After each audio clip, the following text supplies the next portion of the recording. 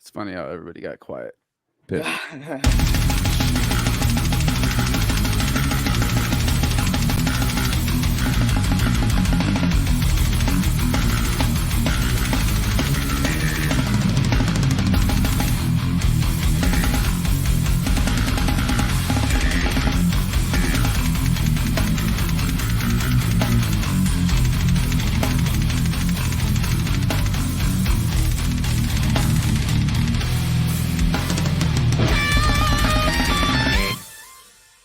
What's going on, everybody? Cali Death Podcast back once again. I forgot to look at the flyer. Is this 121?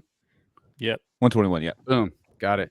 What's going on, y'all? I'm your host, Anthony. As always, I am with the resident homies. Got the full force, Joel, Joseph, and Casey with me tonight. What's going on, dudes? Oh, hello. Yeah. Yes. Mhm. Hell yeah, dude. And tonight we are joined by a very interesting story to me. And I want to get into it as soon as we can. We got Vaughn Stoffey. He's the newest member of... Oh, shit. I got lights for a second. Newest member of Defeated Sanity. You would have seen him on the last tour that they just finished up.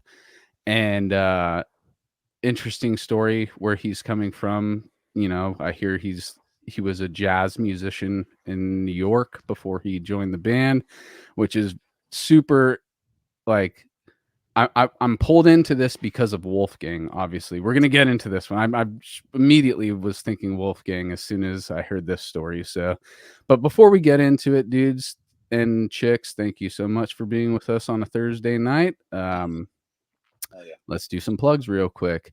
BattleforgeCoffee.com. Go get your caffeine fix over there from the homies in Deeds of Flesh. Hails. And then we got a new plug tonight, and I'm not prepared for it because I forgot the fucking name, but I'm going to do this right now real quick and not stop talking and act like I'm professional.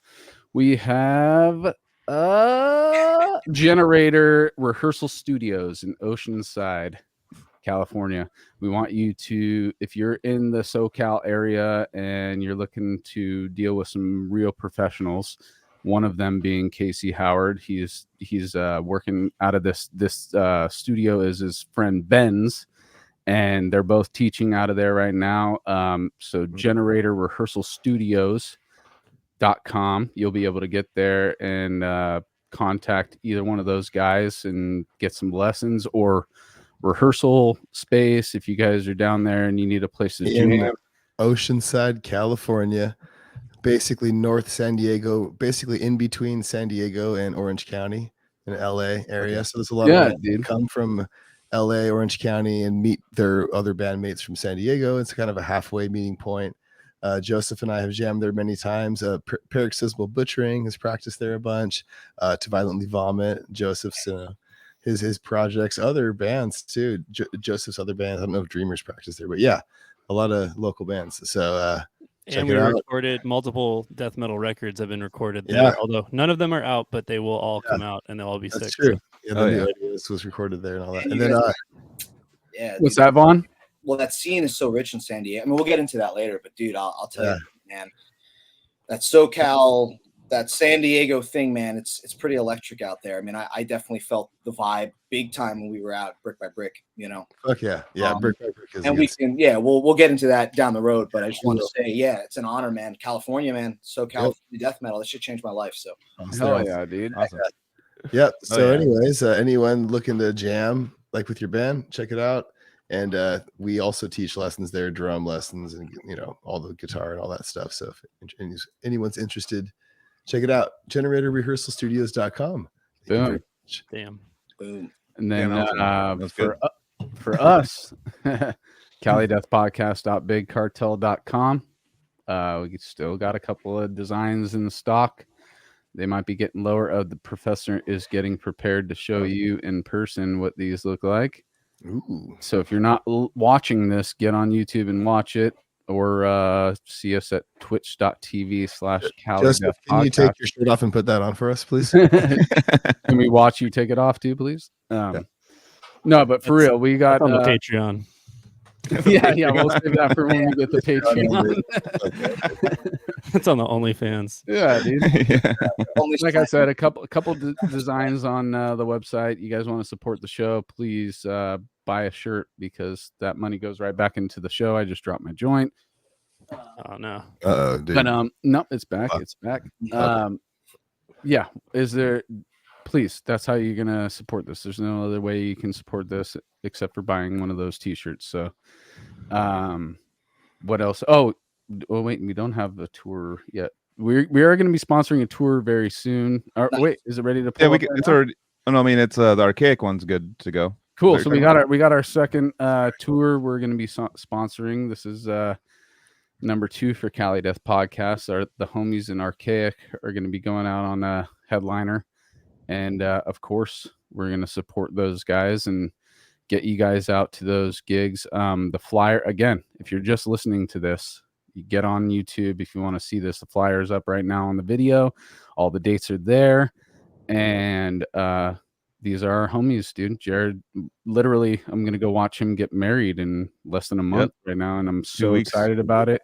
I'll be there. Congrats. Love all those guys, and Archaic will always be a great fucking gig for you to go watch, dude. So you're not. First Fragment's going to be on it too. That's dude. That's like fucking seeing that. I've never seen them live. I've been on their nuts for like 10 years. Right. Yeah. It's going to be amazing. There's no way that this thing can disappoint you. So just fucking suck it up and go. Always. And that's in May, just to reference it that Yeah, time. it's May 11th Timeline. to May 28th or so? 28th. Yeah. Yep. So I it know- starts in Santa Cruz actually. So One of my Okay. bands was offered the opening slot on one of those shows, so I might be playing on this tour. We'll see. oh fuck yeah. Awesome. Yeah, it'd be Yeah. fun. Fuck yeah. I like to hear it, Joseph.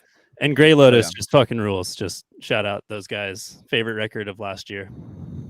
No Awesome. shit. Mm-hmm. No, I got to check it out now if you say that, dude. Oh yeah, I 100%. Yeah, it's crazy. It's crazy. Ophidia and I for 2021, Grey Lotus for 2022. Oh, okay. All right. Representing. But yeah, Oh, yeah, Vaughn, dude. thanks for hopping on the pod with us tonight, dude. Oh, Hell dude. yeah. Yeah, man. Absolute pleasure. Super humbling, super honored, man. Been a fan for a long time of the podcast. Obviously, you guys have had some monumental guests, and you know how it is in death metal. Everyone's a fan. You know what I mean? At the end of the day, Right. I'm a fan first. Yeah, we are too. And super, super thankful for you guys to have me. And we'll get into whatever you cats want to get into, man. I'm looking forward to it. So Let's start Nice, with how we hooked up. We were at Chicago Domination. Oh, what's up? I was going to say we never plugged any defeated Sanity.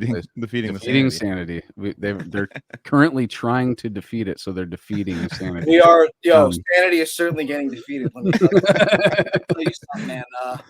It's Google that name. Go to buy their merch. Make sure that shit's going in the band pocket.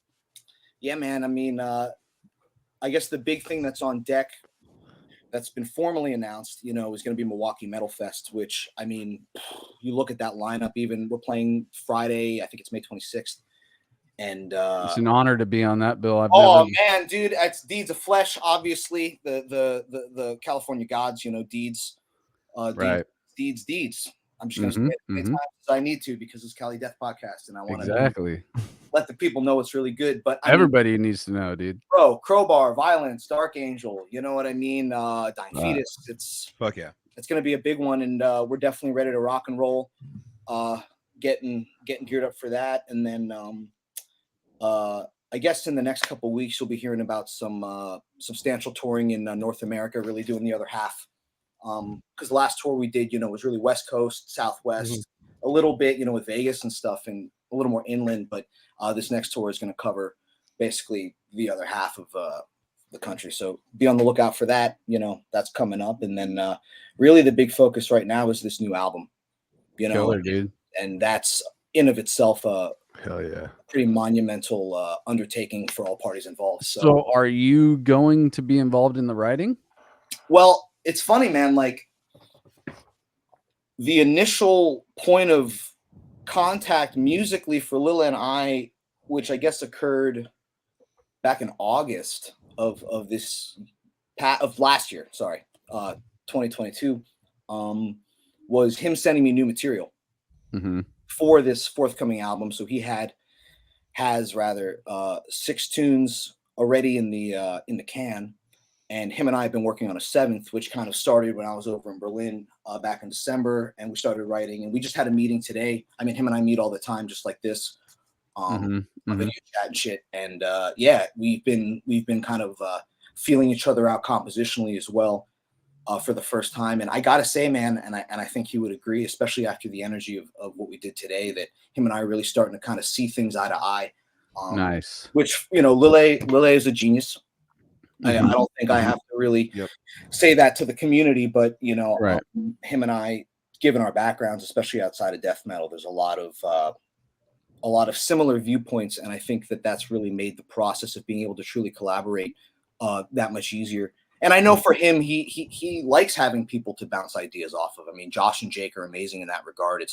I was pleasantly surprised by how democratic a lot of the elements have been, surprisingly. You know, the monumental legacy and obviously the compositional prowess of someone like Lille, you know. But I mean, I look at him as a teacher first, you know. I'm learning a lot, but yeah, we've been collaborating, and there's an 8th one on the way. So yeah, we're grinding away at it, man. I think it, and I know we're gonna get into your story right now, but I want to add to that a little bit about Lille, or somebody who's like Lille, is there are egos involved in everything, you know, and in life, and when it comes to art, ego tends to grow if you let it, you know, and ego can get you so far. But when you and bringing up the word ego with Lille in the same sentence, I'm not saying that he has an ego. I'm just saying that there is a certain level that people can get to where there's no way to get away from your own ego, but to keep it at bay enough to be we just said genius like Lille. The riffs that he writes I've never heard anybody really write like that. You know what I'm saying? And for him to be so precise and very into his writing, but still know how important and smart it is to bring in other brains, you know? Yeah, man. Well, I think, you know what it is with Lille, and I mean, the things that we say about music, the things that we say about death metal reflect on the life, right? Lille has a lot of vision. You know, he has a really clear vision of what he wants, what he expects. And I think that's more than you can say for a lot of people in life, right? Generally, like, you know, people just walk. I mean, I don't know, you know, I live in New York City, so fucking there's strangers every day that I see, but everyone is kind of, you know, searching for something. And with Lille, he's a searcher, but he has a very clear vision of what he wants and what he requires, you know, in the level of detailing around his music. And I think that's something that could be viewed as ego. I think it just depends on who you surround yourself with. I mean, you know, with me, I was fortunate enough to play with a lot of very experienced musicians, like, you know, generations above me who had a lot more experience than I did when I was young. And I kind of learned what it means, what experience really means in a musician and what that does to you. And again, Lille, I mean, him and Wolfgang were churning it out. He was playing me demos in Berlin of them when Lille was like 14, 15. Fuck, I know, dude. Just obscene, you know? So it's really about shared vision. And I think with Lille, maybe part of the reason that he's been a little more open-minded to suggestions that I have is, you know, him and I, our relationship, which we'll get into, goes back years at this point. And he was actually, you know, full disclosure, for those who don't know, Defeated Sanity is the reason that I got into death metal, period. So like I heard Defeated before I heard Death and Morbid Angel and Testament and Exhorter and Merciful Fate, for that matter, you know. It was the first point of contact. So, and what transpired from there to the present, it's kind of a narrative that now that I'm in the situation that I'm in with him, I think I can understand why he feels at least open to things that I might have to bring to the table. And he has been very receptive, really. He's like my older brother, man. All those guys, Josh, Jake, you know, Totally, dude. And Yeah. that's really what I was just the point that I'm trying to get at is that he's even smarter than you would think he is, because somebody who is that talented is smart enough to say, I'm only one person. Yeah. And I only have no matter what, you're always going to hit a wall, a boundary within your head, whether you like it or not. And that's when other viewpoints and mentalities come into the mix and actually help you see it a different way.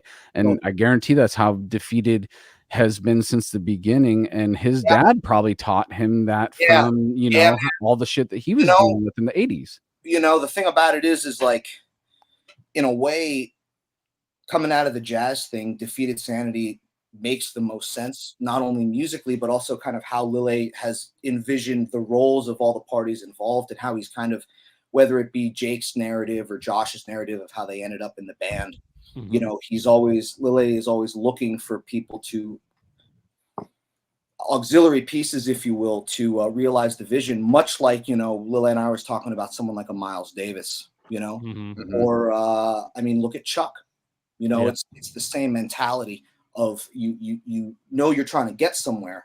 Yeah. And generally what it's supposed to be, but you also realize that you need specific pieces with specific skill sets to accomplish those things. So Lille is very aware of that, and he definitely picked that up from Wolf. Right. Me very explicitly. That's super sick, man. Getting to hang with Lille and just talk about his dad, because what a crazy concept. Like, his pop was up there in his late 40s playing Stoned and Defiled for the first time. Right. You know what I mean? Like, that's always been a very, very interesting story to me ever since I found that out, because I've never heard of a situation like that where, the story of Wolfgang doing his thing and then having a child, and then obviously feeding him art and music in doses enough to where he still would want to play it, because I've said it probably multiple times on the show. When your parents feed you, they put it on you too hard, you're gonna naturally just retract from it, Totally. And so Wolfgang gave Lille this environment where it was, he let it naturally happen, and God, he hit the lottery, dude, because then you got this kid who's just a massive force at such a young age. And then and what I love even more about this story is knowing that when Lille came of age and found a style of music that he fell in love with on his own, which is death metal or metal in general, and brought it back to his father, and his father actually, learned to play that style and fell in love with that style of music as well because of his son, and they got to create together. Fuck, man, as a dad, that story just always hits me so hard, because I would just love so much to have that kind of bond with one of my children. I'll be able to have that bond with them in other ways, but like, to know the deep love with art and music that I have, and to be able to have one of my children have that same feeling towards the same kind of art, and then we both create and enjoy it together. That sounds like the parent lottery I just mentioned. Like, once in a lifetime situation. I can't think of any other situations really quite the same in this music, at least, and certainly. And to hear Wolfgang's, to go deep enough. If you have gone deep enough on Defeated, you'll understand that Wolfgang was in like progressive jazz type bands in the 80s and stuff, playing drums. And I think AERA I think is the name of the band that he was in. I found a double disc re-release of their first two albums. I don't know if he's actually on both of them. I got to look again, but I know he's on one of those albums, and it actually is good shit. guys, if you're down with like old progressive rock and old progressive jazzy rock type shit, then you'll be down. AERA. And Oh yeah. Yeah, I forget where I was. Oh, that's where I was going to go with it. Was the path that Wolfgang took from being this jazz, rock and roll type guy, and getting, fast forwarding to Defeated Sanity. Even though it sounds like a natural progression, you could find your way to death metal with progressive jazz rock. Oh, 1,000%. If you dig. But it was his son that showed, brought that to his attention. But I loved always hearing, because the story is more so he was a death metal guy before and now he's a jazz player. But hearing a jazz player go to being a death metal player, that's much more rare. A lot of people have said that to me. And that's what I wanted to say is it's so crazy to me that the one situation where I'm always like, wow, that person went from jazz to death metal. The guy who finally is now like, or not finally, but the guy who's now in that same band, you had that similar path, Yeah. And the thing about it is that's why on one level, it's like the craziest story ever. Like, I mean, sometimes I think to myself, like, how the fuck did this happen? Right. But at the same time, if you look at all the little pieces of it and you put it all together in conjunction with what you're talking about with Lille and Wolf and the history of the band and the vision, it's kind of a perfect match. And again, that's something that's definitely exemplified in how Lille and I have been able to communicate. Right. I think he probably sees you somewhat in the sense of like, this is the same similar stepping stones that my father took. It's possible. Yeah. And yeah, I love that now it is another thing that came to fruition for now I have another example of this path, because we actually recently, within the last 10 episodes, I remember a couple of times we've talked about how many different paths you can get on that will eventually take you to death metal. It's like Salt Lake City for the Mormon church, dude. Like all roads will lead to the fucking church. Yeah. and any road will get you here. So death metal is the Mormon church, guys. I do think, like, I know, going back to the one thing you said, because it is like a very common, I guess, let's say practice, for lack of a better term, practice for kids to, like, go away from what their parents are feeding them. But if you have like a badass, like musician parent, like, even you said Wolfgang, my brain immediately thought of Eddie Van Halen. His son's name's Wolfgang, and like he's playing guitar he's like doing all of his dad stuff. And dude, like if you're like a badass, Halen, like that's what I'm saying. If your dad's like a badass, then like you can't deny it. You're like, okay, right. Well, you're like sick. You're not just going like, listen to this, listen to the Cars. You're gonna be like, well, I'm not gonna listen to the Cars. But if you're like shredding and you're doing crazy music stuff and you're watching it as a kid, you're like, this is fucking crazy. Eventually, then you'll believe it more than just like than shunning it. I've noticed. Yeah. Eventually, there's no choice but to realize that your dad's fucking sick. Yeah. Hell yeah. So, all right, we've done a longer intro on all this than normal, but I want to get into you, Vaughn, not just Defeated Sanity. I want to get into you. So I appreciate that. Yeah, no problem, dude. You're weird. very. It's weird. I was thinking about it. I was like, I don't really know what to talk about, but we'll figure it out. Well, I want you to talk to me about it because it's just again, I'm very truthful and I'm interested as shit to find out what's going on with you. So. Can I just add a little introduction here too? Go for it. Yeah. Just by way of how Vaughn got on the pod. So he and I, we were connecting at Chicago Domination Fest last year when I played with Divinely Vomit and he played with Reviled. And then we hung out that night after our set and just like kicked it. And it was like bad. Yeah. And this was before Vaughn was in Defeated. I'm sure there were maybe back, behind the gates, some stuff going on. But then next thing I know, it's like, oh, Vaughn is the next guitarist. And I'm just like, congrats, the whole thing. And then you do the tour and then we hang out in Anaheim at the show. And the date of the show or the day before the show, you hit me up and you're like, dude, I have a favor to ask of you. I need a whammy bar for the tour. And I'm like, yeah, dude, I got one. So I brought him a whammy and he used it on the tour. So now the whammy bar is back to me. It's been played on all these classic Defeat Sanity songs every night. It's got like magic in it now. It totally it vibrates when you touch it. You're the magic, Joseph. Dude, I was fucked, bro. Are you kidding me, man? Dude. No, I was sweating.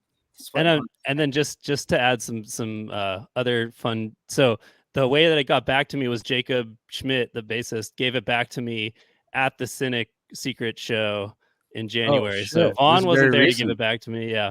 But so it's been a point of connection to multiple people in the Defeated camp, and it's just been fun to just help out, I guess you could call it. Is simple favor. Didn't miss it. I was happy to get it back, and now it just gave Vaughn and I a chance to like stay in touch along the tour and since. And so that's just how we've been friends. And all the whammy that you heard on that there's tour, this courtesy of the professor. That song on Passages. What's the one that's like, and then it's like, and it's like this classic little whammy thing. You guys played it on the show. Was it not Lusting for Transcendence? Was it Lusting? Because the only two songs we played from Passages of Deformity were Lusting for Transcendence and Perspectives. It's Lusting because the one that shit, dude. I was just thinking about fucking the party trick whammy and how my bar has done that so many times now. So. Too many, man. Too many times. I've never thought of transcendence as something sexual until I heard that song named Lusting for Transcendence, dude. No, that's the Defeated. I have a boner. I have a boner to go to the nether dimension, dude. Pathology. Well, that's just by way of my introduction for how we're gonna set this interview off. So, and by the way, Joseph, sick hat. Oh, I just noticed exactly what it was. Consider the Source. Oh yeah. Damn. Vaughn, you know about Consider the Source? That guitar player is fucking ridiculous. No, Consider the Source. Yeah. He's one of the most insane. He's like one of those guys with like 50,000 pedals around him, but he uses every single one, and it's like this mess of wires, and it's not clean at all. And but only he knows what the fuck's going on, right? Exactly. That in of itself makes him a master, you know. Oh, I went on a rabbit hole. He's insane. Yeah, he's insane. He's a Bumblefoot student, so he has the fretless neck and then the non-fretless neck, the fretted neck on his double neck, and he does the whole modulating his guitar sound into every like Eastern, Middle Eastern instruments like ouds and so on. Well, he's got those pickups though. He's got these really like specialized pickups that I think only MIDI pickups too. Yeah, they're like these brand new ones that are sustainer pickups too, so he could just like hold out a note, and so many crazy things. I was like the craziest rig rundown I've ever seen by far. I was like, what the fuck is this alien? Like I was completely like way crazier than Robert Fripp. I was like completely blown away. But anyways, shout out Consider the Source. Yeah, fuck yeah. We'll definitely check it out. Hell yeah. All right, let's do your thing. Let's do it. Let's do it, Vaughn. I want to go back to as far as you can, bro. I want to know about your childhood. I want to know what makes a Vaughn Stoffey, dude. I want to know when you heard music that you fell in love with the first time. Was it from your parents? What were you doing? How old were you? All that kind of stuff. Right on. Yeah, I mean, kind of a classic narrative of, you know, my parents had me playing piano when I was like a kid, you know, like 5 to like 11 or 12 or something. And then, you know, it was the kind of thing is, I think I saw the Lesky episode. He was talking about this a little bit too. Like, you know, you don't really have a connection with it. You just want to, like, the older you get and you start to self-identify, you want to just like fuck around with your friends and stuff, you know, do kid sit. And so I was doing that. And of course, when you start a relationship with music at that young of an age, I mean, the first thing that I identify with that is like developing your ear. Like developing your ear as a muscle, you know? So that was definitely something that retrospectively obviously benefited to everything that happened after. But, you know, the classic did piano as a kid, whatever. Did you have any time before you started playing piano that music was something that you paid attention to, or was it you being put into the piano thing was what made you start paying attention to music? Yeah, I think just the piano itself and like the physical act of it and subconsciously like absorbing what I was doing as I was doing it was probably the first introduction to music. You know, my dad, huge music guy. And my mom too. You know, my mom loves classical music, listens to a lot of classical music. My dad's a rock and roller through and through. You know what I mean? Came up in the late 60s, early 70s, and everything that comes with that. So, I think the real point though, like when it all really kind of came together, and it came together really fast, you know.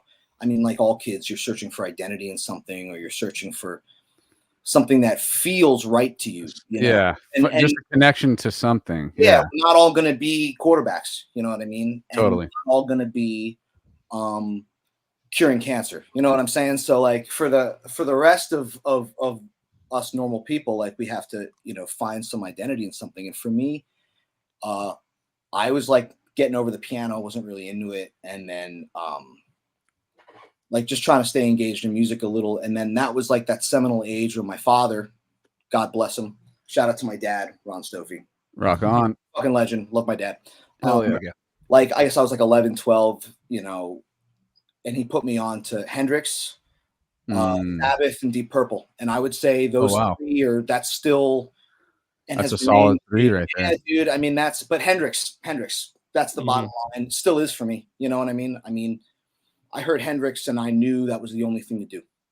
That was, it had to, it was, there wasn't really a period like some people where they're fiddling around with other things. I heard Hendrix. I wanted to be Hendrix, so I committed to it. And that was really the start of my relationship with music and the guitar, you know. Killer. So that was that. That was at age, what, you said 12? Yeah, I was like 11, 12, you know. Okay. So I got into all that stuff, you know. When did you get your first guitar? My uncle lent me one of his shortly after that. I was probably like 12, 13, you know, and started just, everything was by ear. You know, I would just sit in my basement, not do my homework, and listen to like Band of Gypsies or listen to Electric Ladyland and just try to cop the vibe, you know, anything I could. Obviously, you know, I grew up like a lot of my generational peers, and even you guys, you know, like they're like Guitar Player Magazine and stuff like that, you know. And you would like flip through and you might find a lick somewhere here or there. But like for me, it was predominantly listening to records and then watching videos, you know, at the time, I guess it would have been more like DVDs, early YouTube, MySpace stuff of like guys like Hendrix and Richie Blackmore playing and just trying to kind of like. What year was this? The vibe was, this was probably like 2006. Okay. 2006, 2007. You know, there were resources, but for me, I just wanted to listen to that music all the time, and I just happened to do it with a guitar in my hands. So I just hit it really hard, and then realized like it would be nice to kind of get an understanding of like how music was working, because listening to Hendrix kind of led down the rabbit hole of like, okay, like Hendrix, Richie Blackmore, oh, okay, Jeff Beck, oh, okay, John McLaughlin, Pat Martino, Miles Davis, John Coltrane. You know, like it was a pretty quick ascent, like 13, 14, 15. By 15, I was like, I just wanted to learn how to play straight ahead jazz, you know, and I had a really amazing teacher, this guy, Tommy Kozik, who was like a bebop master, right? So he was the first person I ever went to. And for him too, like a lot of it was ear-based. Like he would transcribe in front of me. So I would bring in like a CD of like, I don't know, like a jazz guitar solo or something. And he would actually listen to it and, you know, pull the tape back and like cop the lick and then show me the lick. But so I was a derivative of the process, but through osmosis, I was kind of checking how he was going about it. You know, I already knew how to read music because of the piano thing. So just kind of put that together on the guitar and yeah, 15, 16, 17, I was just super into straight ahead jazz. I got a chance to study with this guy, Pat Martino, who's one of the greatest to ever do it. Oh, dude. I don't know if you're familiar with that. Yeah, I was very familiar with Casey is turned on to that guy. Yeah, I was. That's amazing, dude. Yeah, crazy story. One of the first like. Let's hear the whole story on that. That's fun. Dude, I mean, I'm a kid at heart still, for better or for worse, and I think it's on the back of having like had some really like magical moments, even bringing me into defeat. There's just these little moments. I love it all, dude. Throws you a bone. We want to hear all of it. So I took lessons with Tommy Kozik in this like little hole in the wall guitar store called West End Music in Allentown, Pennsylvania. And I went in And I was waiting for him, he was in the back of the store teaching, and I like picked up a guitar off the shelf and I started playing like these Pat Martino lines because I'd been, learning them from the albums and stuff. And another teacher there, this guy named Matt Roman, who knew Pat somehow just through the scene, called him. I kid you not, he calls Pat Martino and he holds the phone up to the amp. Right? Now I don't know this happened. I'm just like, I'm super in my own world, like cool, as most of us were when we were getting into music and we were teenagers, very much to myself, introspective. So I don't notice this, and then he taps me on the shoulder and he goes, "There's someone that wants to talk to you." I'm like 16, you know what I'm saying? Wow. He gives me the phone and I hit this deep voice. It's, "Hello, this is Pat Martino speaking," because that's how he talks. You know what I'm saying? Like he's got that Italian voice. And I was starstruck, I was just like, holy shit. I was like, "You're fucking with me, Matt. Like, this ain't real." And he goes, "Just talk to the cat." And he talked to me and he said, "You play pretty good."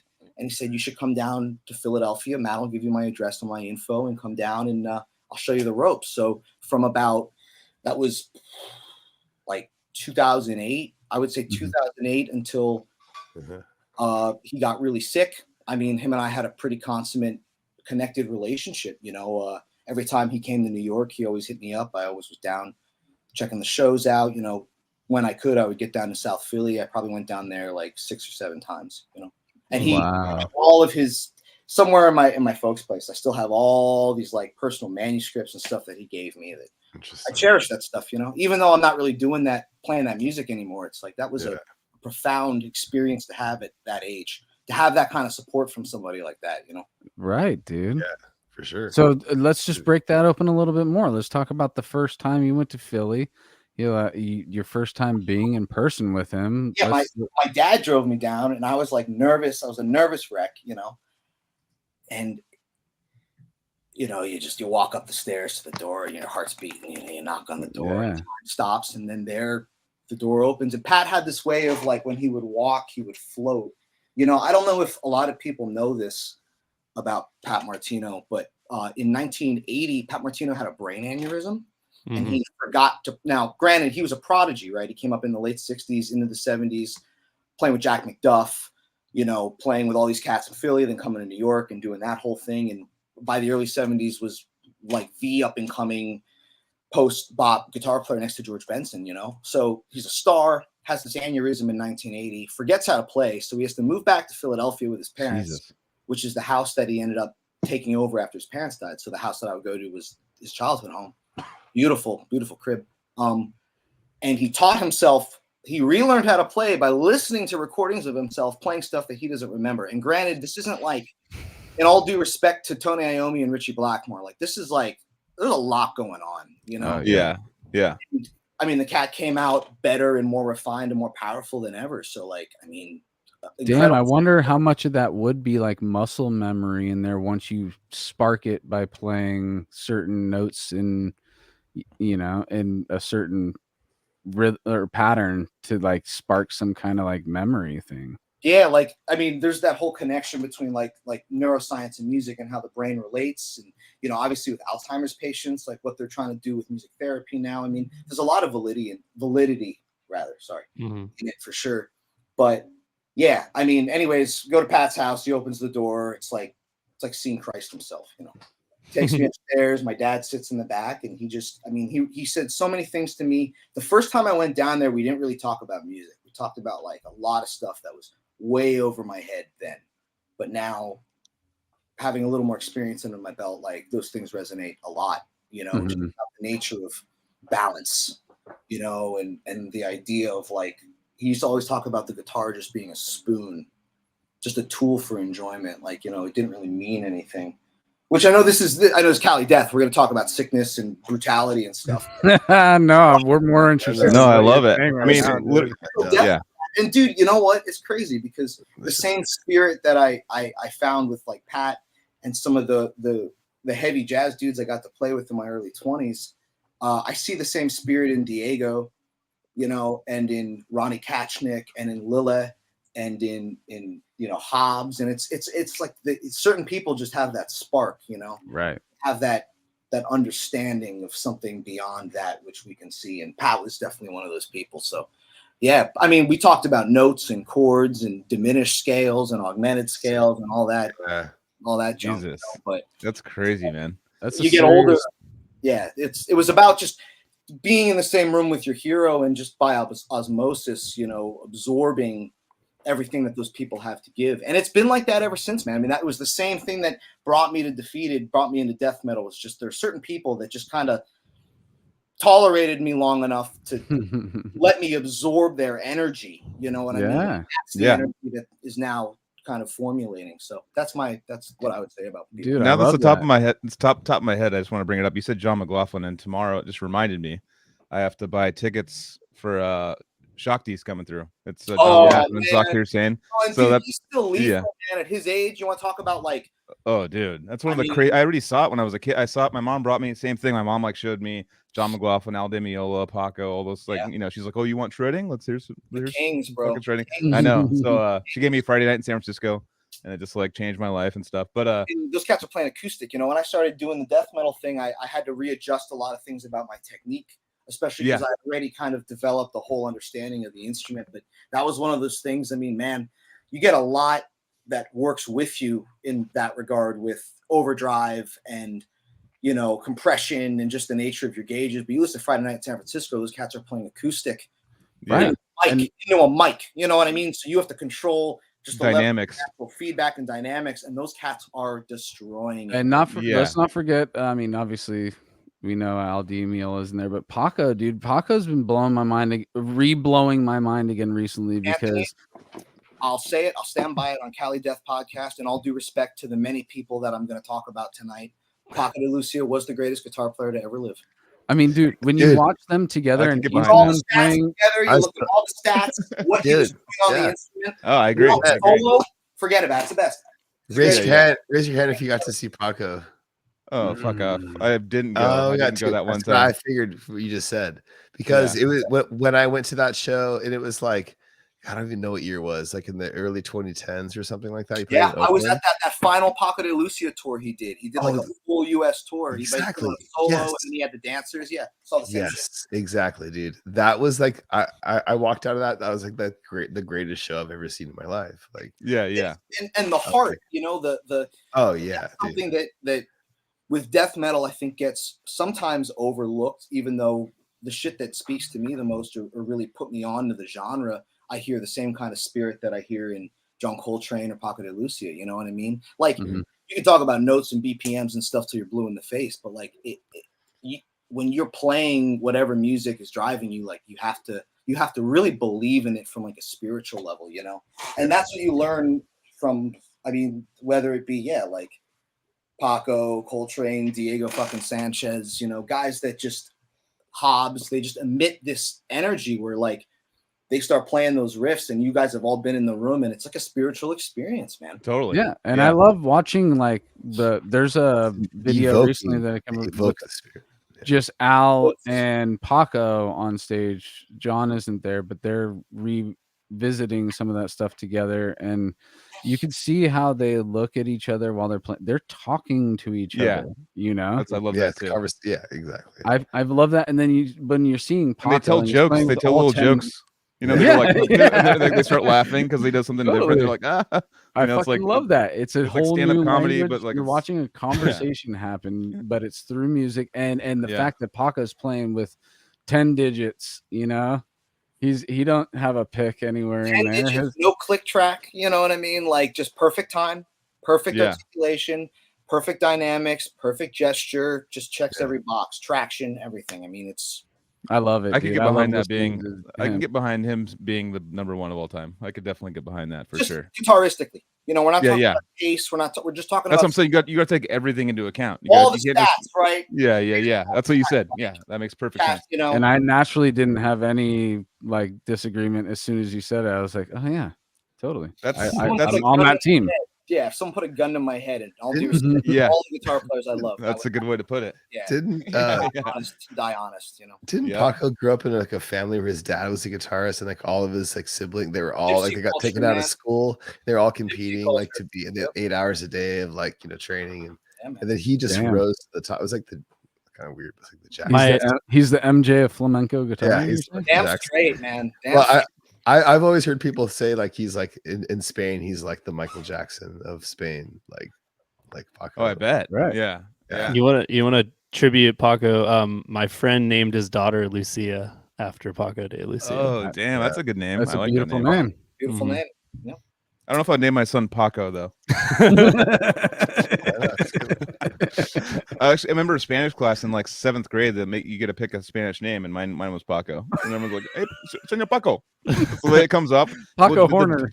The De Lucia like makes it so nice. Yeah, it's like but little, Paco. Yeah. If it was just called him Paco, like, what's a fucking Paco? It sounds like you'd have to be like tatted up all like hard. Damn. No, but that it goes on sale tomorrow. By the way, that Zakir Hussain. If you ever get a chance to see that guy in person, it's literally that guy.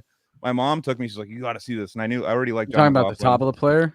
Yeah. And I saw it. That was.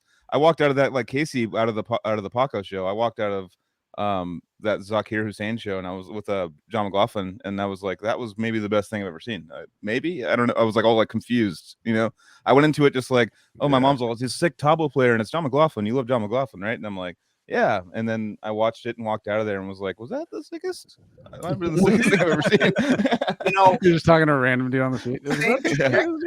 Same trajectory as like with the Paco thing. It's like rhythmically speaking, like South Asian classical music is the highest level rhythmically. I mean, I scratched the surface when I was in graduate school with this tabla player named Samir Chatterjee, who played with Nikhil Banerjee. He played with Ravi Shankar. Amazing player. And I took it just far enough to like play like a legitimate concert in that context.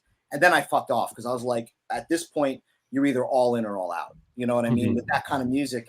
But rhythmically, and that was one of those things that, dude, because this was before I had even really heard technical death metal, there's a lot of things I picked up just with the South Asian classical rhythmic system with the conical and the T-highs, just understanding metrics in an organic way, kind of like what you see in Balkan music too, like Balkan wedding music and stuff. Okay. And a lot of those same claves kind of is what brought me to get into like Defeated and Malignancy and all this stuff that I think if I wouldn't have had that context prior to, I don't know if I would have gotten into it the same way. Right. And actually, it's opposite for me. I came across Malignancy and Defeated, and then it gave me the ears to not only accept, but fall in love with Shakti. Hell yeah. Hell yeah. Any road will take you there, right? Any road will take you there. Yeah, man. I think like crazy. Excuse my voice is so bad tonight. I love it. Oh my god. You Yeah, I'm should gonna talk give this the whole time. Anyways, but what I'm trying to say is that like I think like I was actually watching like this old like Cynic interview with Paul like way back like years ago. He was talking about like he asked him a question about like fusion jazz stuff and like different things like that. But like I don't know, I think like there's just so much of that stuff that's like super like similar like with your listening ears to like technical death metal or technical or progressive death metal or whatever genre you want to call it, but like it all ties in. Like it's just like it's going off, and it's it's going off. It's going off, I mean, John McLaughlin Mahavishnu Orchestra off the bat is already like kind of like that level of but with intention. You know what I mean? Yeah, like, with right. Yeah. Like there's clarity in what the intention of the ideas are. I mean, just general. Just because I'm sure it's going to be something that we keep talking about tonight. It's like just the jazz metal relationship. They're so much closer and so much more relatable in the principles that make up both aesthetics than a lot of people realize. Right. There really are a lot of things that can be shared between the two. And I think the thing about especially the first wave of like real, like death metal in the early 90s, like angular technical death metal, be it, I mean, I put Suffocation in that category. Mm-hmm. Yeah. Hands down, Atheist, Morbid Angel. I mean, I heard that stuff and I was like, wait a minute, like this is referencing, I'm hearing more out of things that I've heard in jazz and the classical music I love than I've heard in any other kind of context outside of what I already knew, But at the same time, what makes death metal great, to kind of just throw death metal out for the first time, is like, to me, death metal is as intellectually driven as it is driven by the street. and I like it. You know what I mean? I like the rock and roll element. I like the street element to it. That with classical music and jazz, there's not as much of, if any, really in the modern world. That cultural relevance, you know. Defeated Sanity is like the giant steps of death metal. You know, dude, it's like people will tell me like, man, you know that shit's really hard, right? I'm like, it's harder than you even realize. I'm doing we're down Colin Marston and I out here in Brooklyn at Thousand Caves, or he's actually in Woodhaven, Queens, sorry.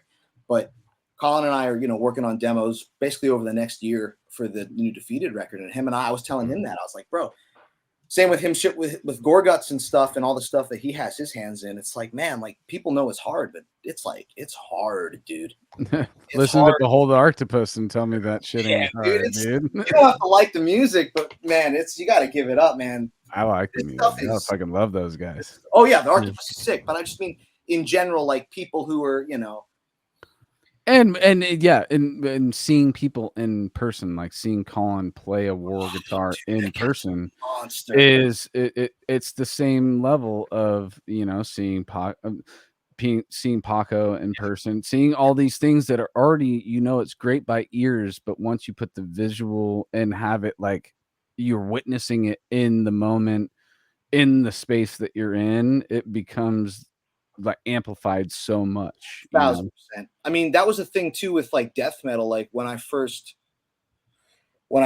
saw, which was Defeated Sanity, that was the first metal I had ever seen live. More than even just the playing or the nuances in the music itself, it was just the energy from the stage and how I was like, how did they get away with playing music that developed for people that are losing their shit that hard, who probably don't even care about what squeal was missed or what chug wasn't you know what I mean? It's like that was the first thing that I was like, there's something to that. There's something about that that's magical. You know what I mean? There's a magic. Totally. Like you can get more drunk at a Defeated Sanity show than any jazz or classical show, but it's the same level of musicianship. I don't know. Yeah, I mean, you really are basically getting the same thing. Oh, I mean, being a player, yeah. Oh, I'm saying as an audience member, like I can debate that. I saw Stanley Clark and I got pretty drunk and I was like, I was the loudest one there. Probably felt a little out of place, right? Whereas at a Defeated show, you would be like, "This is I can't imagine being like anywhere better." Well, I was at SF Jazz, and I love SF Jazz as a venue and stuff, and it's awesome. But I felt like it was so snooty and all the like pinkies out and like ties and shit. Dude. So I wore the most offensive shirt I had. I went there. That's how I started off. I'm like, you know what? I'm gonna rebel. I was such a rebellious, 38-year-old. But I walked in there just with like a fucking tie-dye with like death metal everything and like it didn't make any sense. It was like the opposite of what they're wearing. And I was like, I'm gonna get drunk. This is gonna be sick. Like I don't have to like play along with the tie. I'm like, oh, everyone's like, oh, that's really good posture, and they're like talking and with like fur stuff on and shit. And I'm like, that's not me at all. This is like, you know what it is too, Joel? It's like the thing is like jazz when it was like really popping off, right? Which for me, late 60s, early 70s, 60s into the early 70s. I call it the battle jazz era. Good point. Nice. Yeah. Battle jazz. Right? Battle jazz. Like I wanted to, when I was really in it, my early 20s, I was about playing battle jazz and battle jazz only. Even my ballads had to be battle jazz. You know what I mean? Yeah. Sick always. Like, but the culture of the music then, I mean, a lot of these cats were hard motherfuckers in hard environments where that music was being played. Yeah. Like what death metal, there's like the inherent edge. I mean, everyone's a total sweetheart, but you know what I mean? Like there's just the vibe of the venue. And like, even when I started going to death metal venues, for the first time, I was like, oh dude, there's an edge to this that I always kind of wanted in jazz. And I saw the same things that you're describing now, but from the stage. And that makes kind sense. of makes me uncomfortable, Yeah. Well, what's that drummer that Casey that I keep forgetting his name every fucking time, but it's like one of you guys' old favorite. Calieta. Vinny Calieta. Yeah, Vinny Calieta. Oh yeah. They'll be like him playing with like smoking a cigarette, like looking with like a beer there, just like. And at this venue, I just saw that would not be. That would be like the anti SF Jazz move. Now, that would have been like feeling like, what the fuck? That's true, man. You got to put the cigarette out. Yeah. Yeah. They got to cut the mullet and get rid of the cigarette. It's like you have like a nicer shirt on and like. So it's an 80s video. It's just like the guy's smoking with a mullet, just doing like a crazy drum solo with a cigarette, like the smoke going in his eyes, just not even giving a fuck. Sick always, man, Vinny. Well, let's try to get back on track a little bit. So you're taking lessons with Pat Martino. That's before college. And then do you go to college? Is that where you take it the next step? Yep. So and it's weird to talk about in this context because like I part of me retrospectively wishes I would have been doing what a lot of my metal heroes did, which is just hit the streets at 18 and hit the road. You know what I mean? I'm definitely still making up for lost time in a lot of those aspects. But yeah, I did my undergrad at New England Conservatory in Boston, NEC, which is a classical conservatory, Juilliard model. Right on. Yep. Mm-hmm. And that was hardcore. I was like, keep practicing 8 hours a day, solfege, counterpoint.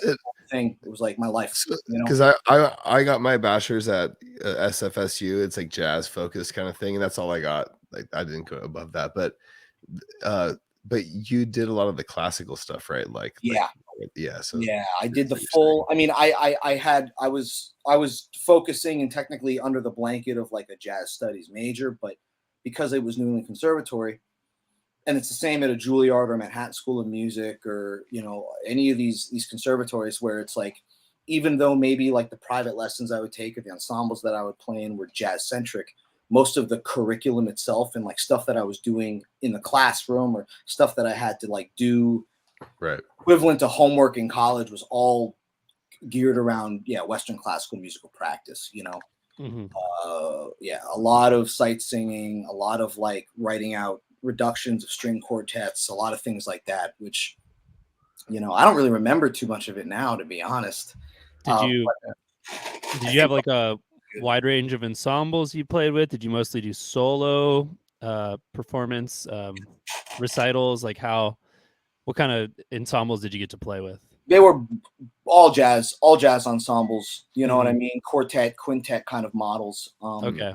Which and at a place like NEC, like I by no means was the top of the heap there. I mean, some of my classmates were really on a genius level. Oh, for sure. At 18, you know what I mean? Like I was just happy to be there and just trying to work hard to catch up, But I did a lot of those kinds of ensembles, and then I was playing as soon as I could. By 1920, I would start out playing gigs. Where I grew up in Pennsylvania, there's this pretty famous jazz club too, the Deerhead Inn, longest-standing jazz club in the country. Spent a lot of time there, jam sessions, and met a lot of musicians there that I like. In particular, like this one guy, his name is Dave Liebman. He's a saxophone player. He played with Miles Davis, and he was definitely a big influence on me in those 18, 19 to 23, 24, So between NEC, playing gigs in Boston, playing gigs in Pennsylvania. And then my senior year, I started driving down to New York. And then I moved to New York, went to Manhattan School of Music, studied composition, did the graduate school thing. You know what I mean? Damn. And then that's right around the time I did the Indian music thing, South Asian music thing, for a while.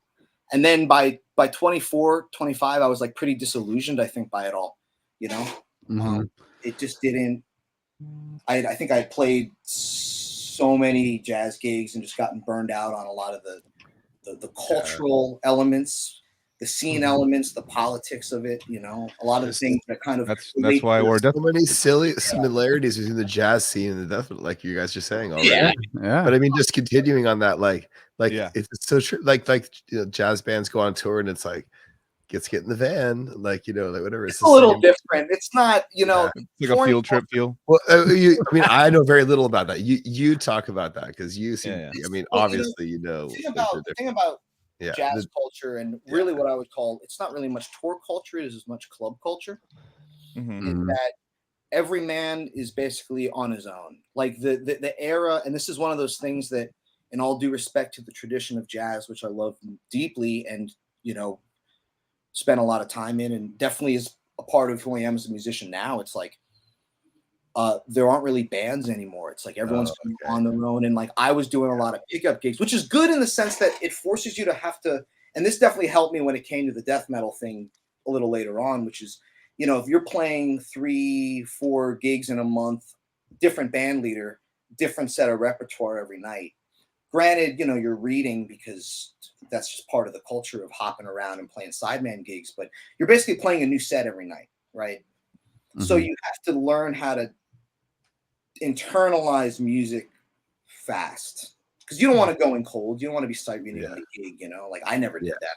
Way too much integrity and insecurity for that, But so that's one of those things that with jazz, it's like you're always kind of in a new configuration. Right. And even if you want to hold a band together, it's damn hard because everyone's just taking another gig to put food on the table, I kind of knew you were going to go that direction, bro, as jazz being an individual, more of an individual thing than a unit type thing. It's kind of fucked up, Anthony, because when people talk about jazz, they talk about the great bands. You talk about Miles Davis's band, John Coltrane's band, Art Blakey's band. So we do talk mainly in the names. It's the names first. It's the names, the band, And I mean, John Longstreth, my very I owe the world to John. Let me say it now. Say it in front of God and everybody watching. John Longstreth, I owe the world to still for everything that he helped me with. But good dude. Oh man, the best. Oh, yeah, he made this comment because I don't know if you knew his dad was a jazz pianist. I know he was on the podcast not too long ago. I don't know if he talked about his pop. But like jazz is a conversation between the members on the bandstand and the audience is watching the conversation versus metal is a conversation between the band and the audience. And I thought that was so profound, man. I was like, dude, that's exactly kind of what it is. But that also speaks to why I think there are elements of jazz that are very isolating to audiences, Right. And with Defeated and with death metal in general, I was like, wait a minute. These guys cracked the code on how you can play angular music that moves, that swings, that's hard hitting, that's grooving, that's all checks all the boxes in my book for what I look for in the music I love. But in front of that, you can put aggression and spirit and give the gift of that aggression to other people that need it. And that was something that I always felt I wanted to do in jazz, but was never capable of really achieving because of the box that I felt like I was in. Yeah, totally. So okay, now I want to know how you discovered this Defeated Sanity, and if that really was your first door into the extreme underground. That was the first understanding. I had never heard a blast beat. I had never heard a guitar that was tuned below standard. I had never heard a 5150 head with scoop in. What the hell are they teaching at this conservatory? So the story is there's this amazing guitar player for all the guitar players watching named Ben Monder. Ben Monder is one of those guys. He's like top 10 in the world. I mean, check him out. Go on YouTube, listen to his music, the things that he can do on the guitar, the things he does with harmony on the guitar and rhythm. It's second to none. How do you spell it? Ben and then Monder. Shout out to Ben Monder. Definitely one of the greatest to ever do it. He was on the last David Bowie record, actually. Black Star. Jesus. Wow. Or was it Keith Carlock on that? No, it wasn't. It was Mark Juliana, I think, played drums, and Tim LaFave. It was one of those 55 bar bands. That's a deep record. Yeah, deep record, right? So dude, this guy's discography is deep. Yeah, Ben's the real deal. So I was hanging at Ben's house, going over some harmony stuff that him and I were kind of messing around with. Like, I got really into bitonality, like 20th century classical music, things like that when I was in school. So Ben's really into that stuff. We were vibing on it. And I think I had Seton Hall in New Jersey has that radio station. I don't remember what it is, but big hard rock, heavy metal, modern metal radio station. And I was listening to it on the way over. Just I was searching for new sounds. I was pretty burned out on everything that I had been doing, just kind of going through the motions, So I'm talking to Ben, and I mentioned metal, and he goes, "Oh, you're checking out metal, huh?" He's like, "Yo, check this band out, Defeated Sanity." So I'll never forget this. He pulls a CD out and he gives it to me. It's Passages of Deformity. Now, again, I don't know Morbid Angel. I don't know Testament. I barely know Master of Puppets as an album. Yeah. Wow. I'm looking at this thing, and I'm just immediately captivated. I'm like, whatever this is, there's a message here. Mm-hmm. Yeah. Puts it in, bro. And 30 seconds in, and this is still one of those things, maybe this is kind of ignorant for me, but it's still something that I give myself 30 to 40 seconds with a death metal album. I'll like put it in and I'll be like, if 30 seconds, if I'm not like, yeah, I'll do the same. And like, I don't know, especially with more stuff coming out today, like the you know, I'll get into the whole 90s death metal love worship thing, but the music's fast, so it's a fast, you know. Yeah. But so it was like, passages of deformity. I have no idea what's going on. I have no idea what's being played. I have no idea. I'm just like, probably intrigued you more though, because you're like, dude. I don't understand. I've been going to music school and I don't know what the fuck they're doing. It was like the first time I listened to Bach or Coltrane or Hendrix. It's just like the light bulb went on, and it was like, whatever this is, it just changed my life. Yeah, whatever it is, it just changed my life. So then Ben and I was like, this is sick. Like he was like, oh, we should. I was like, we should check this out sometime. You know, go to a show or whatever. And then we look. And what do you know? They're playing in St. Vitus tonight. What the fuck? Right? So we're like, okay, like he was playing a gig uptown. So he picked me up at Manhattan School of Music. I was still in graduate school at the time. And we drive down to Vitus and walk in. I don't know anything. It just happened to get there just in time to see Defeated Sanity. Granted, they were playing the Dharmata material. Cool. Which I love. Yeah, equally actually. I love, and the subsequent influences, I mean, that whole side of the Defeated perspective, which isn't really brutal death metal, you know what I mean? It comes out of a lot of the early 90s tech stuff and Watchtower, of course. But I saw your episode, with Rob, and I know you guys are all about that stuff. Totally. Shout out to that motherfucker. Ron, you're talking? Ever. Yeah. Hell, dude. He's the best. So what I'm tripping on is your first touches of Defeated were passages, and then you go and see the Dharmata. So that must have been like, wait, I just heard this, and then they're doing this. What the fuck is going on with this band? Yeah, Ben and I are sitting there, my mouth is like, my tongue's hanging on the floor, like, I just life-changing experience. And from that, did you get to talk to those guys at all that night? I talked to Alex Weber and Max Phelps, actually. Shout out both all guests of the show. Both deep brothers of mine. Both have helped me out a lot in the journey. Still, two people I hold very near and dear to my heart. So Max, Alex, love you guys. Check out their band Exist. Dude. Obviously, Max is crushing Death to All right now. Weber's out.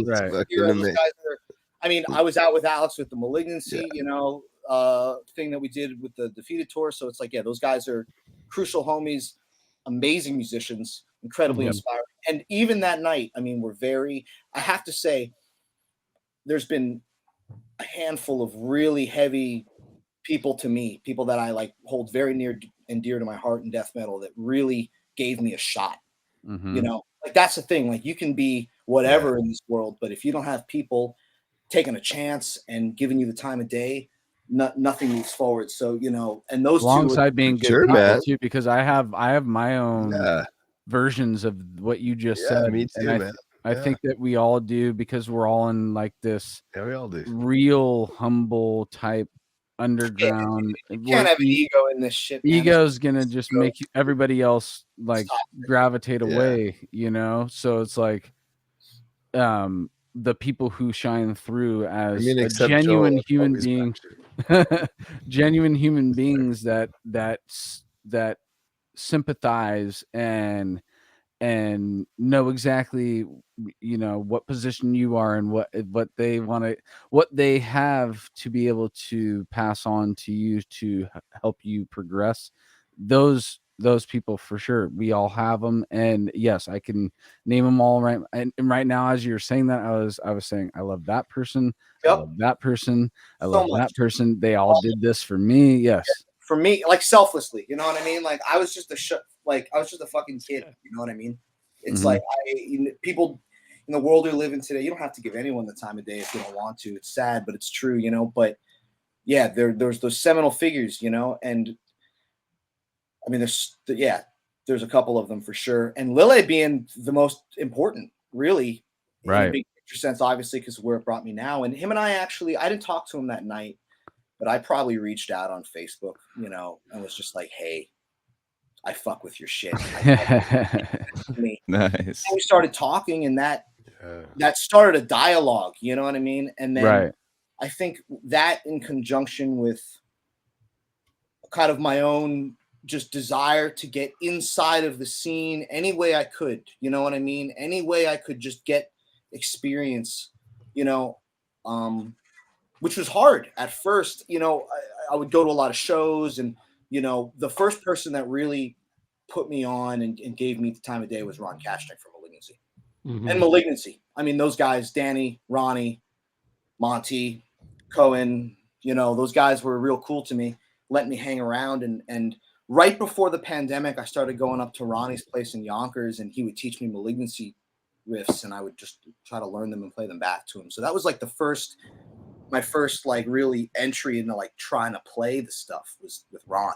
Okay, so let's just rewind just a slight tad, because I want to know like what followed your introduction to Defeated, going to see them at Vitus, and having that giant dump of information happen all in one day.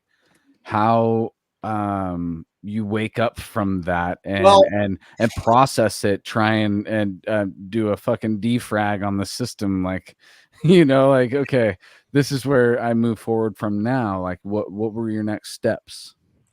So Ben Monder had a stack of CDs, and I took a picture of them, and it was 5 CDs, right? And he was like, you should probably check this stuff out, right? It was Passages of Deformity, Festival of Death by Brodequin, Consume the Forsaken, Closing of a Chapter, Suffocation, live in Quebec City, and Paracletus by Deathspell Omega. Hell yeah. Right? So the next day I get up and I'm like, man, like that was pretty good. I should probably like listen to all this. And I listened to it, and it was just like, and it tore my heart apart in a way. Like, it kind of broke my heart, because I was like, I discovered this thing that existed that I didn't know, and that deep down I needed to do, like I wanted to do.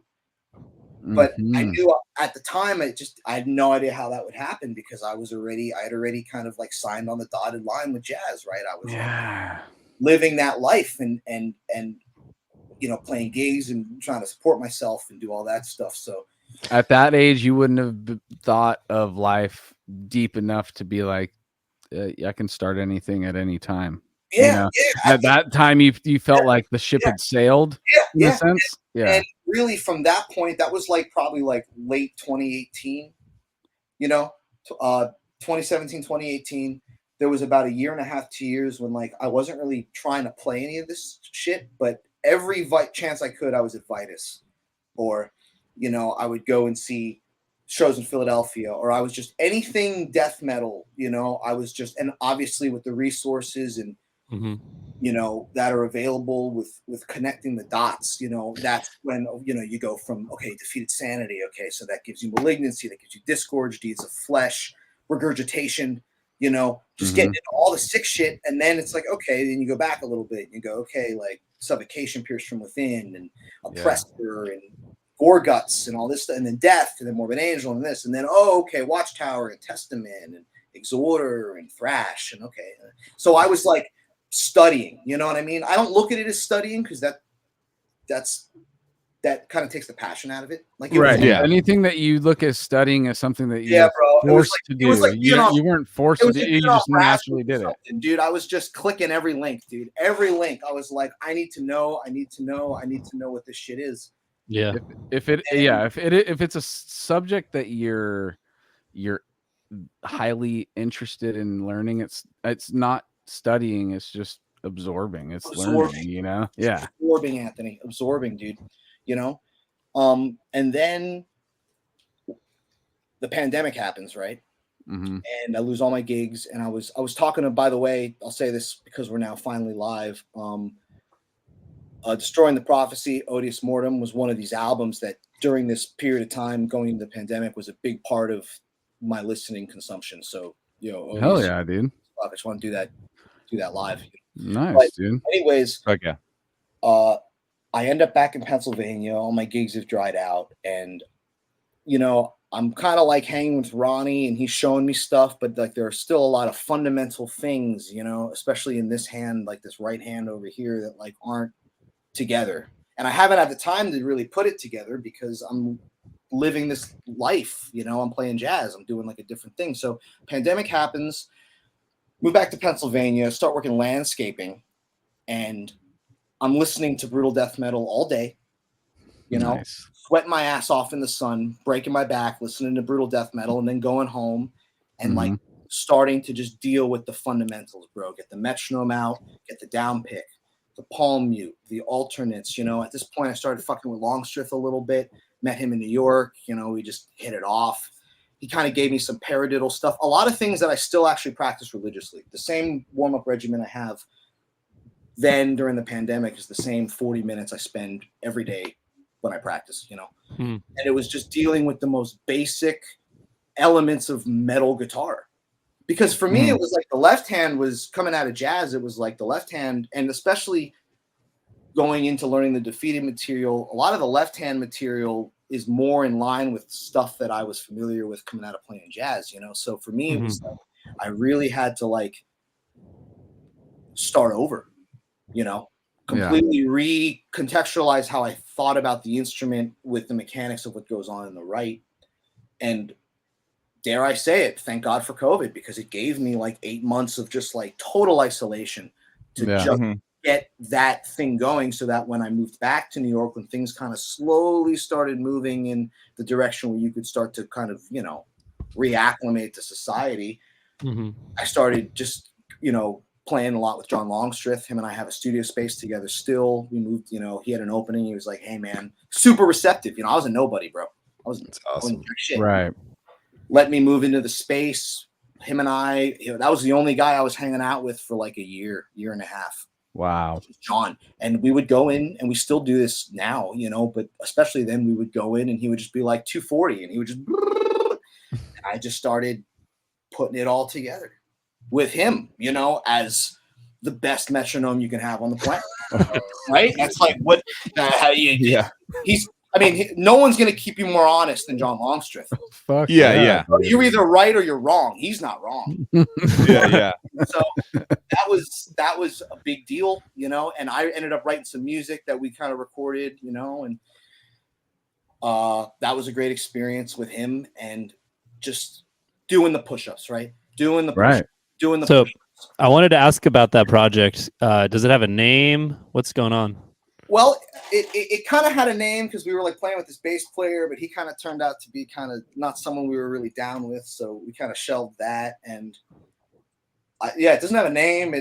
I wrote like 4 tracks. I mean, I really like it. John really likes it. I think Alex Weber's going to lay down some bass in the coming months. We're going to do something with it. But you know, what happened was like John and I went through this thing, right? And then as the pandemic started to subside and opportunities for all of us started to kind of manifest, like John kind of started getting involved in what he had to do. Right. Totally get it. And I kind of had to start thinking about, okay, like I need more than just this. You know what I mean? Like I need to go like really cut my teeth in this shit somehow, you know?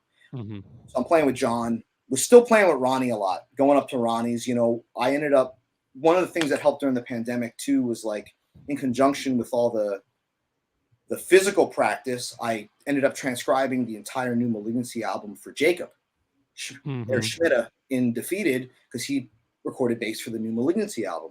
So I was kind of getting both sides of it. I was getting the push-ups and the physical thing going here, but also by learning the New Malignancy record and having to actually like put it in a Guitar Pro to the best of my ability. Granted, you know, that shit's hard to notate, transcribe, hard to like how do you notate what Ronnie's playing, you know what I mean?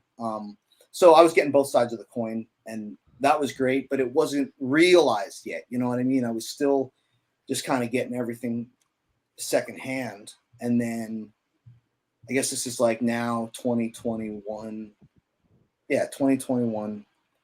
I started jamming with these guys down in Dallas, Texas, the Reviled Boys, which is how Joseph and I met. That was the kind of connection there. Right. They needed a guitar player. Their style is very much what I was looking for, you know, like Brodequin, Gorgasm, Worship, you know. Yeah, Texas death metal. Texas death metal, man. Fast, sick, you know, 70, 280 the entire time. And that was a whirlwind of a time for sure playing with those guys, you know. But that was my first like real context, right? So like, okay, I'm kind of dealing with the music secondhand from these amazing musicians, but they already have their own scene, right? So now you have to go and get like the real experience. You got to know what it feels like to play at that volume on a stage, what it feels like to not hear yourself during a show, and how do you adjust? All the elements that come with playing brutal death and death metal and just metal in general that have no relationship. Yeah, it's not on the books. It's not in writing. You just have to get out there and realize that just live it, man. Yeah, on the ground, right? So I was jamming with those guys. Played a bunch of shows with them about, I guess, a year and a half, and then the Defeated thing happened. So that's the timeline generally.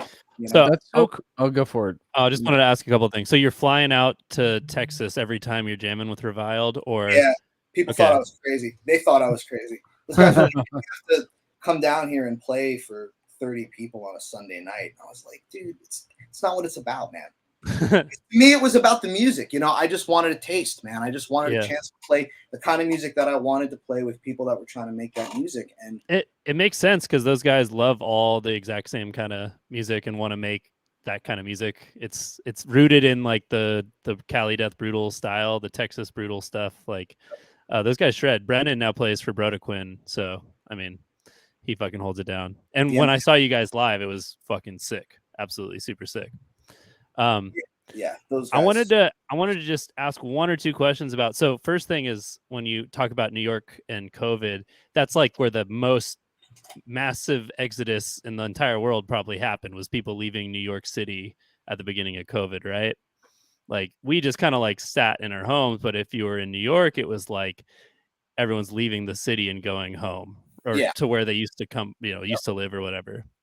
And the whole gigs drying up thing, that just made me want to ask a little more about being a jazz musician. Like, was playing gigs like the only way of making money as a jazz musician? Were you already looking into teaching? Like, what are your career prospects at that point? I mean, slim pickings, I mean, a lot of society stuff, like they weren't all club dates. I mean, I loved playing club dates. I got to play a lot of them, but a lot of them, you're playing parties and weddings and wallpaper music, I mean, that's where the money's at.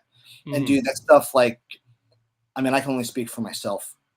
Crushed my soul. You know what I mean? Like, crushed my fucking soul, dude, having to do that stuff. So there was that. I did a lot of like supplementary teaching, as a lot of my colleagues do, you know what I mean? Like running around hustling students in New York. But yeah, when obviously when the COVID thing happened, all those markets dried up real fast. So then you're just kind of like, fuck, what am I going to do? So, you go and or breaking rocks or whatever, In metal, there was this whole like, oh, everyone's going to try out, or not everyone, but some, entrepreneurial type are going to try Twitch and streaming online. Like, is there anyone streams in the jazz world who tries that out? Yeah, definitely. The same vehicles now that independent musicians try to use to, monopolize. Yeah. Word, I guess. Yeah. I don't even know. I mean, that sounds so grand, but like monetize, like independent musicians and artists who, jazz artists who try to monetize. Yeah, there's all the Patreons and all the same platforms that you see the metal thing. I mean, I got really lucky because shortly after I was breaking all those rocks and stuff, did a little hustling and was able to land this college job, which really set me up for everything with the Defeated and the touring and all the stuff that comes with being in the band now. So I lucked out. I got really lucky. A lot of my peers are still in the trenches for sure. Damn. The last thing I wanted to ask on that era is, you'd said that one time you played, was it Yoshi's in like Oakland, or was it the San Francisco Yoshi's? You said you played out on the West Coast as a touring jazz musician. It would have been Oakland. Okay. All right. So who were you playing with back then? I was just playing with some cats that I went to NEC with. Okay. It wasn't like any big fucking jazz legend or anything. Most of the guys, like the heavy hitters that I was able to play with who were above me, were all in the East Coast. That was all New York centric, So, but just to add a little bit of background, like, so that's touring because you're all the way on the other side. Are you flying out there? Are you yeah. And really with jazz, like I never toured in jazz the way that you tour in metal. I don't think in jazz really does it like that. So you're taking shows in other cities. Yeah, you're taking shows. You're doing stints, right? You'll play a couple nights or a night at a club. You know what I mean? But yeah, the tour culture was a big change, big wake up call. Completely different prerogative in metal than you see in jazz. Got it. Yeah, that's super sure. interesting. I was always interested about that. So then, yeah, so you're back on the timeline to ahead. You're been playing with Reviled. Then you get in touch with Lille again, I presume. Yeah, we had never really lost contact. Like he was, and he kind of had. We talked about this when we were over in Iceland a couple months ago. Like, we were talking about like just looking back on the whole thing, and no different than I think how Josh got into the band or even Jake. Like Lille has this. He kind of describes it as he has an eye for things. He's always kind of scouting potential players. And obviously with Christian leaving, right? And everything that kind of came with that. Because I mean, dude, Christian Kuhn's one of the greatest ever, right? That dude was as much a part of the formula, right? As any member of that band. But even with Christian was groomed by Lille, that same with Jake, same with Josh, and those guys. Everyone kind of shares that narrative of like, for me, when I was learning the ropes and getting ready to go out and do these tours and stuff, like just the idea of like Lille kind of like prepping and molding musicians into, like we were saying in the very beginning of the podcast, right? Like mold into the vision, Yeah. That was something that I think he was aware of. Like I had actually played him some of the music that I wrote with John. He's one of the few people that actually heard it, like recordings of it. And he ended up making mention of it in Rock Hard. This is like back in 2021, which I was blown away by. I was like, dude, Lil, I don't know why you're mentioning me in interviews. I don't even have music out, That's what Lil is. He's an emotional guy. He's a heart guy. He's totally a heart guy, and super cool of him, just one of those, like one of your heroes, your heroes give you the nod. Your heart speaking of heroes, heroes could be in the just hanging out. All of a sudden, there's oh my god, dude!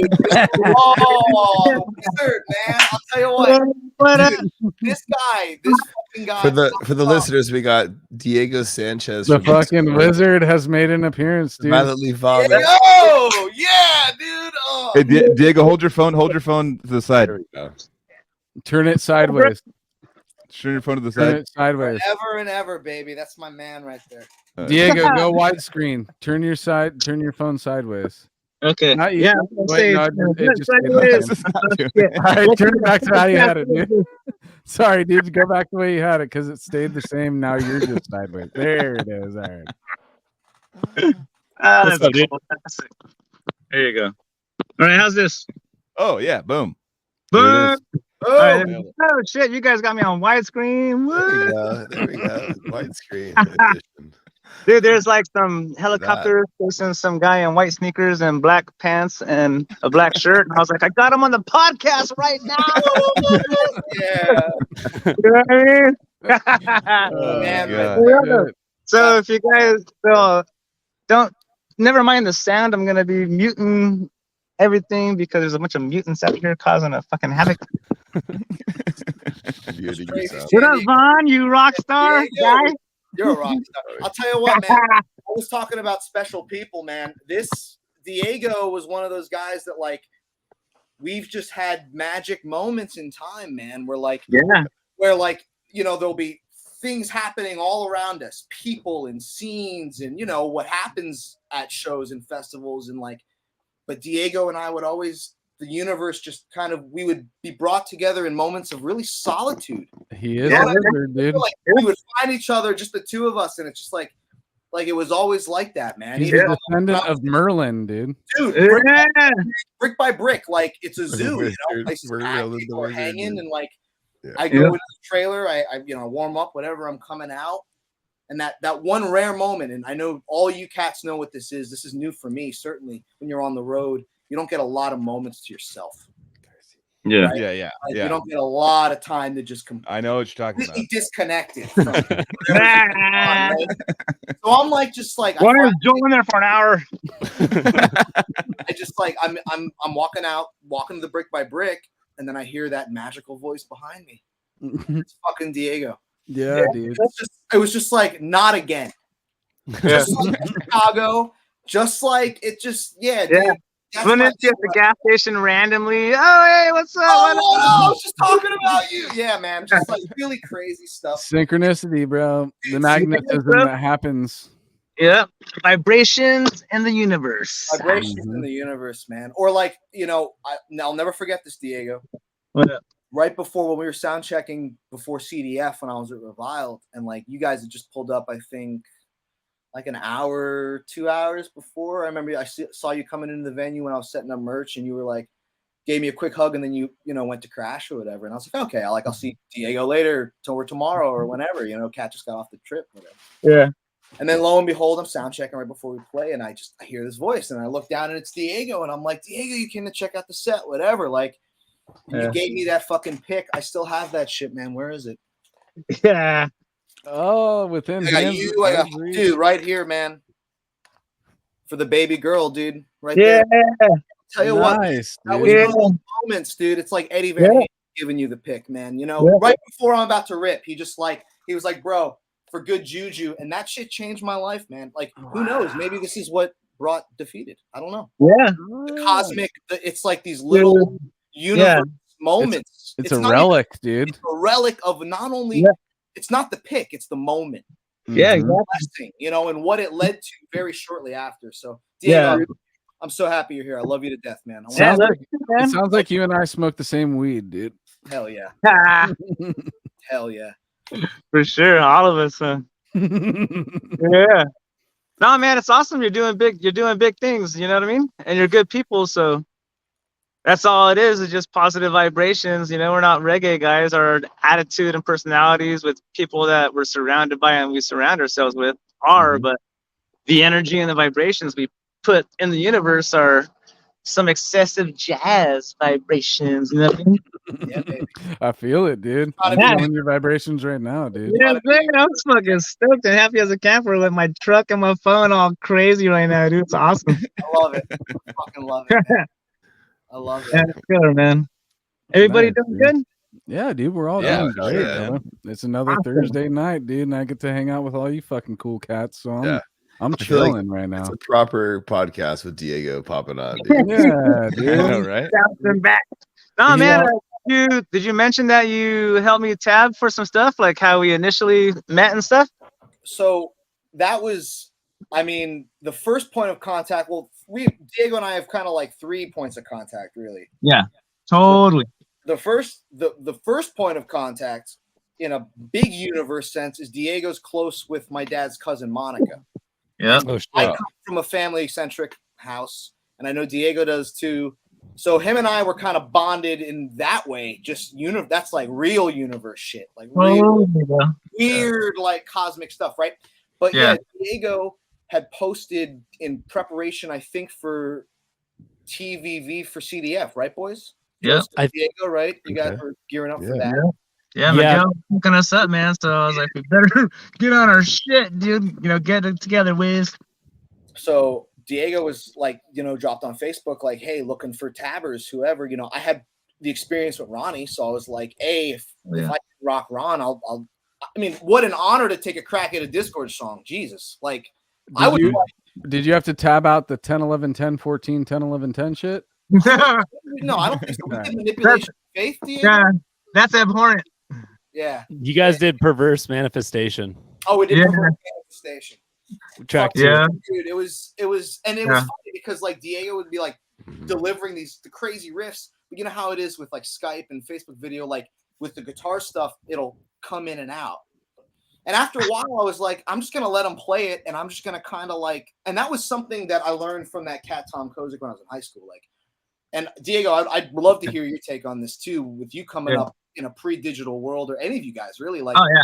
No, you just had to get together just in person.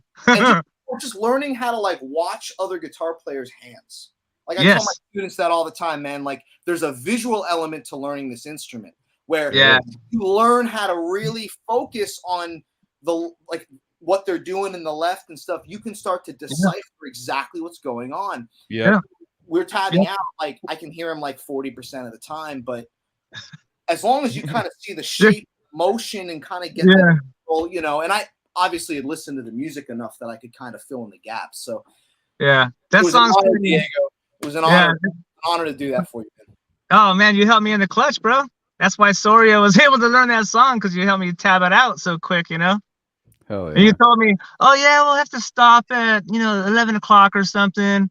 And then next thing you know, I'm like, okay, 11:30 comes around, 12:30, and I was like, hey, we're going past the time. You're like, man, we're almost there, man. Let's just do it, on it, you know. And I was like, okay, because not everybody does that. You know, there's whether or not it's a moment because it's your mentor or it's a song you like, just work ethic wise and sacrifice really, because you have some place to be. You know what I mean? Yeah.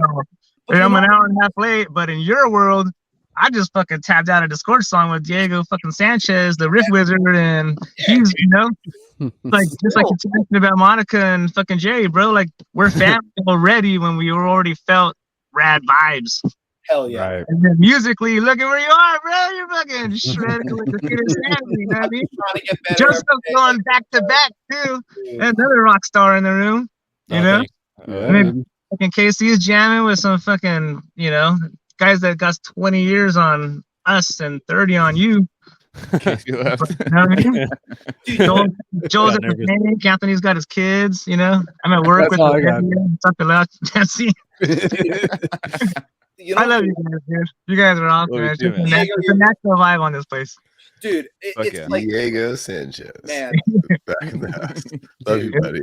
Hey, so what's up with some new Defeated Sanity material there? Since you're representing Defeated Sanity from, this one guy that just is not a rock star, but he came up really quick and is super humble and shreds.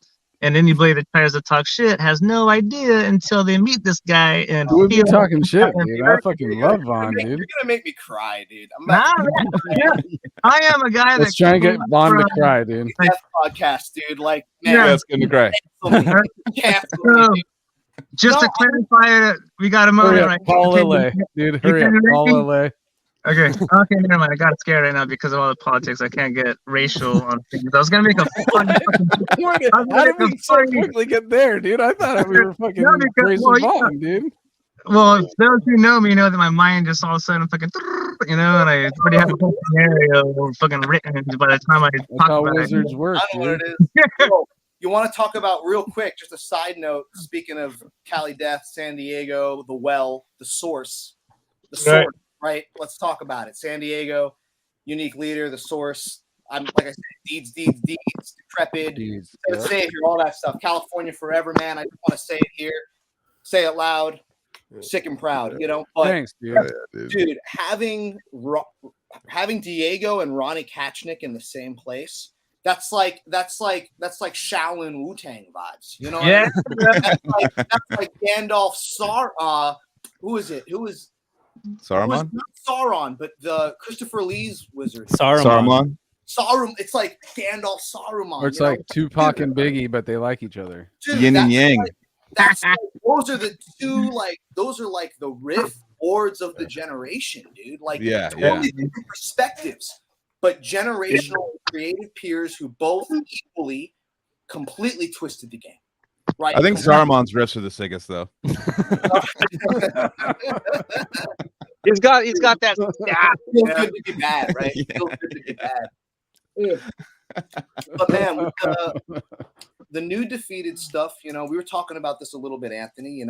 Yep. Lil and I we just had a meeting today. Lil and I are cranking out this song 7 that was collaborative for us. It actually started when I was in Berlin. I flew over about 2 weeks before we did my first run with them in Europe. I flew over to Berlin for 10 days and we just crash coursed. It was like Spartan because he had to work all day. So we'd get up at 6 a.m. By 7 a.m., we're in the jam space playing Hideously Disembodied. You know what I mean? Like 7 in the morning. Like I don't play the guitar until maybe 3 o'clock. Really? Yeah, if I'm trying to really do, it's like by 3 o'clock, I'm like, okay, yeah, I'm like ready to sit down and like start like, riffing. Yeah. Like 7 a.m. for like, 10 days in a row that's a lot, man. But that's how it had to be. That's what had to happen, right? Because, you only have a window of time.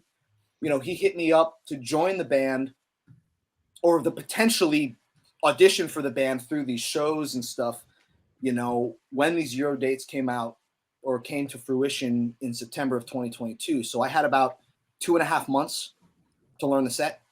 And then I was going to fly over and we were just going to crash course it, correct as much as we needed to. But in that period of time, we really got on a flow with the music. So we took a day and we were like, fuck it, let's write a tone row. Let's write a 12-tone row, see if we can make something out of it. We ended up writing just like the very beginning of it, using that, kind of dishing the last couple notes. But that's kind of become something, a lot of Lille's ideas, a couple of my ideas, riffs that I had from before. And he's like that with Jake too. I mean, he's taking stuff from Josh, just little moments, But we've been rocking that and super stoked. Were you guys in canoes? Huh? Were you guys in canoes? Were we in canoes? Yeah, I heard like a 12-ton row or something like that. Yeah. Yeah. Rowing away. It's like, oh, dude, yeah, dude. You know what you said? How big's your row, dude? Oh, it's about 10 tons, dude. Not 10 tons, dude. 10 tons. What did you say, Vaughn? But like tone rows, like a 12-tone row, Diego, like 12. Okay. All 12 notes of the chromatic. Have you guys taught? What did I say? Fucking. I'll get back to you guys on that one. The not a chromatic. Oh, not chromatic, but Chromags. Chromatus.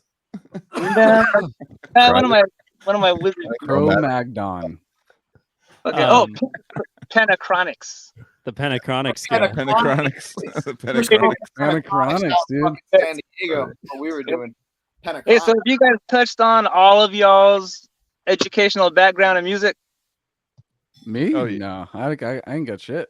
In this session with Vaughn? No, he's talking on Vaughn's. Yeah, we have. We've gotten into musical stuff. Yeah, for sure. Yeah, that trips me out because I'm a guy that comes, like, I don't know anything about all you, like, I can barely tune, but I can play, Well, you guys, besides for drums and fucking shredding, but you guys, like, your guys' background and your outlooks on how you guys play music and understand it, and like Joseph and KC and I, when the three of us get together and jam, I'll be feeling when KC changes the time on some shit, Mm-hmm. And because he has for some reason, if I think I'm going to change the rhythm and it's going to be rocking, like KC just has a way of making it not sound rocking, and you're like, oh shit, what was that? Like dark groovy when I thought it was going to be all rocked out, like going out with fucking Aquanet and shit. And so I thought you said a 12-ton row, and coming from your background in music, I have no idea what that is. So, real quick, I wanted to add to that. Real quick because every fret on the guitar at 12 frets, like chromatic. Just okay. So before that, I just wanted to mention this too. Is like Diego, he writes some fucking crazy technical shit, but with his statement that he just said, I know that he's playing through feel. You know what I'm saying? Well, he just writes what feels right to him. He may not be able to translate it in the language that y'all speak. So y'all, I just got fucking southern as fuck right there. I don't know why, but you know what I'm saying? Like, but you can still be genius without necessarily knowing all that shit, So this feels like a good time to clarify this, given this forum and all the people here. And Lily and I were just fucking talking about this a couple hours ago when we were doing our writing session. It's a lot of people in the death metal scene in particular have come up to me and thrown the whole like music theory. Oh, you have the theory background and the schooling and this and that. But like in reality, dude, all of that stuff is referential, and at the very least, it cuts down on the time of communication between one person's idea to the other. Like when Lily and I like today, there was there was like something that we were changing, and he was like, okay, so if it's I think it was like a bar of 10-4, but we had to like shift something over, and there was a whole like one of those weird Lille things, right? One of those crazy tech things. And I was like, oh no, it's a bar of like 11/8. And he's just like, yeah, totally. Those are just words that we assign meaning to in our mind. And I stress this with my students and kind of what I was talking about when I was coming up, learning all the Hendrix stuff and even the jazz stuff. The ear is king. And there are, I mean, guys, how many people, this might be the only shit talking I do. I'm just going to let's hear it. Get it out. Real shit talking. Stand by it though. There are so many guys on the internet who read a book about scales and chords and rhythms, and they make these instructional videos and all this stuff, and they can play scales and chords in this, but have they ever written music that speaks to you, you know? Or have they written music at all? Have they ever toured? Have they ever played on stage with other musicians without a click track? Have they ever, you know what I'm saying?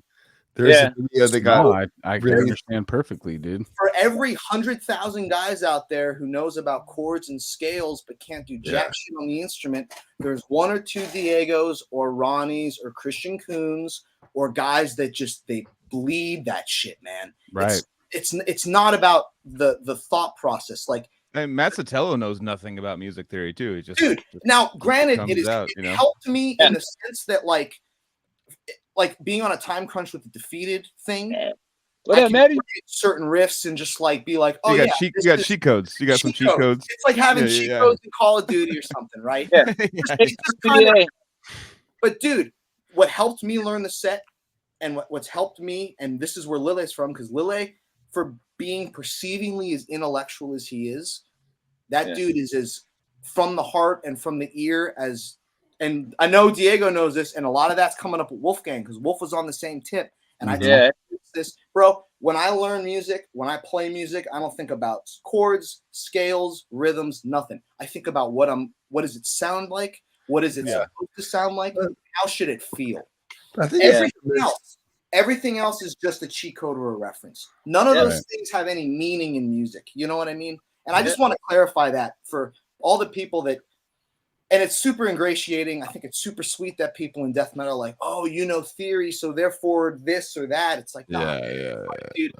And for me, I was listening to the Defeated set list on repeat every day, multiple times a day. And then when I'm going to bed at night, I'm thinking, okay, hideously and disembodied.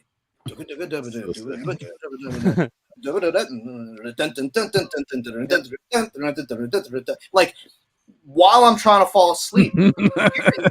That's the only way you can really go on that stage and deliver that music or attempt to. I'm far from delivering it with the integrity it deserves, but at least moving in the direction of delivering the music with sincerity and integrity.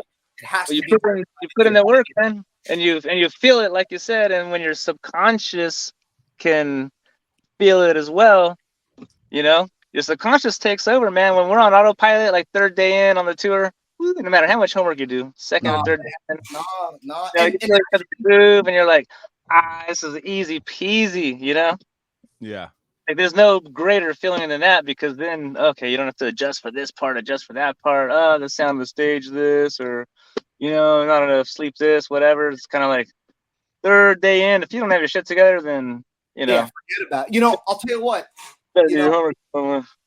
Lille only slapped my hand once on the road. Nice. All right, Lille. I gotta let the people one know. high five, dude. He only gave me a slap on the wrist, proverbially speaking. Yeah. Oh, okay. He gave you a little fucking. No, he didn't slap me. No, I ain't no bitch slapping him. No, a little spanking. It's like only halfway to the face, bro. You know, but it was after Oklahoma City, and he comes up to me and he goes, "Bro, you're not going hard enough. You're not going hard enough up there." And Alex Weber's next to me, and he's laughing because he's like, "What the fuck is he talking?" Like he's up there sweating his ass off. And I'm like, I'm trying, Lil, and this, and he was right. He was right. I mean, in his genius and his wisdom, Lil was right. He goes, "Look, you know this music well enough now. Yep. Now it's time to deliver the spirit. You come through." And the thing about touring with Defeated, and I know it's the same with Ricky. I mean, Diego and I were talking about this. I think when we were hanging in San Diego in regards to playing with Ricky. where, first of all, unlike a lot of bands, you know, not that there's anything wrong with it. Like, there's a lot of value to having consistency with the click. There's, especially in metal where it's about delivery and execution. I'm about it, contextually. Right? But with Defeated, there's no click. It's all dictated every night on how Lille is feeling. Right. Yeah. How is he going to count it off? Is he feeling the crowd that night? Is there a cute girl in the front? Is there all the same shit that we all know about? You know, real life, real feelings. Yeah. And that's going to dictate how the set is going to progress. How even within the same song, those little moments of speeding up, slowing down that make it truly sick, brutal death metal, you know, like the in between, or like I think about like that's kind of the jazz element. Like, totally, bro.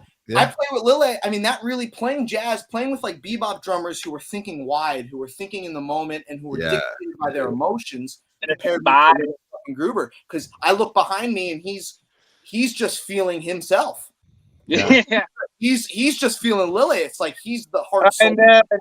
So you got to just grab onto whatever you can, and you got to be open-minded. You got to be flexible. You got to be listening. You know, you have to be really present playing with someone like that. You know, and what that means is you have to know the music like the back of your hand, because if you're up there worrying about notes, and not that I didn't fuck up. And the thing about it is it was really nice to know that Lille, Josh, Jake, Ron Kachnik, Mike Heller, guys who I perceive as being untouchable still, perfect to me. Yeah. Would have nights where they got off the stage and they're like, fuck, I fucked that up. Or, it makes it almost, it like reaffirms like your own insecurities and your own, the things where like, there were nights when I'd get off the stage and I didn't feel good about certain things. And you realize everyone has those nights. It's not a big deal. And the thing about it is Lille, you don't care about the mistakes in a short-term sense. Like, obviously, you know, you come back to the next tour like an athlete. You go into the off season, you train, you come back correct.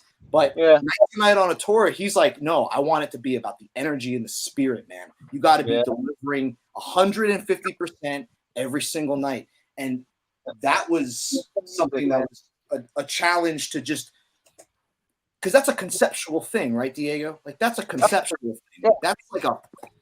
Well, hopefully you feel your music when you represent your music on stage. Totally. You know what I mean? You could play your shit in your fucking room or your garage or whatever, dude. You know, all day long, church, whatever, you know? And, I mean, nowadays, if you're on church, you're on stage as opposed to, you know, here's my composition, you know? Oh, yeah. Okay. Wait, real quick. I was going to say that Lille, right, in that moment is telling you to take your mask off, bro. And that's a very hard thing for a lot of people to do. But the one thing that he's asking of you is to just be you. He knows you're capable. He obviously knows you're capable. You're on stage with him. So he's saying, hey, I'm being me over here. Obviously, you just mentioned that. You could feel him being him. Yeah. But he wants a band of everybody being themselves. And everybody being about delivering the spirit, the maximum brutality. Yeah. That is. And that's sourced from Consume the Forsaken. That's sourced from, you know, Trading Pieces, Path Awakening. First, As Time Begins, you know what I mean? Like, that's sourced from Diabolic, which Diego turned me on to, fucking out in San Diego. Diabolic. Monstrosity. Old school sort of death metal, man. While I have Diego here, one thing that I have to say is, even though I got into modern brutal and technical brutal death metal first, my heart now more than ever sits in 90s death metal, because man, that shit, those guys didn't give a fuck. Dude, Deicide, Suicide Sacrifice. That thing that Steve does, that little like, you know what I'm talking about in that verse riff where it's like, it sounds like they're tripping over stairs. You could have put that on a metronome, but that's what makes it sick, man. It's like that stuff is like in between the lines of reality. That's one thing that makes I think you stand out, because I always talk about, I've talked about it like 4 or 5 times in the podcast, of like climbing the ladder, of starting with a more like a mellower metal band, then get crazier, then get crazier, then get crazier and crazier. You went like full on jazz, but the thing is, but you like, it's so rare to have someone that's so like fluent in jazz and music, and then find out about death metal in the middle of that, and then go and then start at like the height of the crazy shit, then find you went down got another cheat code, got to the top of the ladder, like where the fuck am I? And then you started going backwards, like, oh shit, this reverse is engineering. 90s is sick, dude.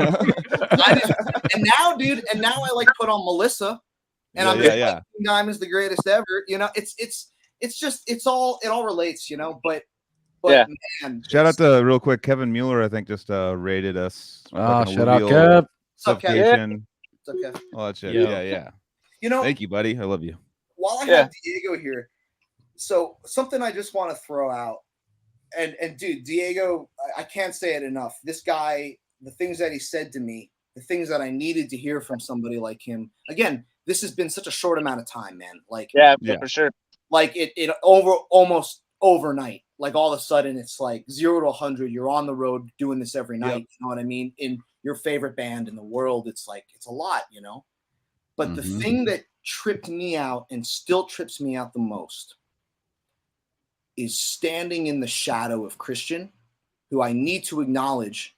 I don't think people acknowledge him enough for being the lethal motherfucker of a guitar player that dude was, and the personality that dude was on stage, The single guitar. It's like I would feel that dude every night I was on the road, from the first show I played with Defeated in Berlin to the last show I played with them in Santa Cruz. I felt his presence, and we've been in communication. I kind of talked to him a little before.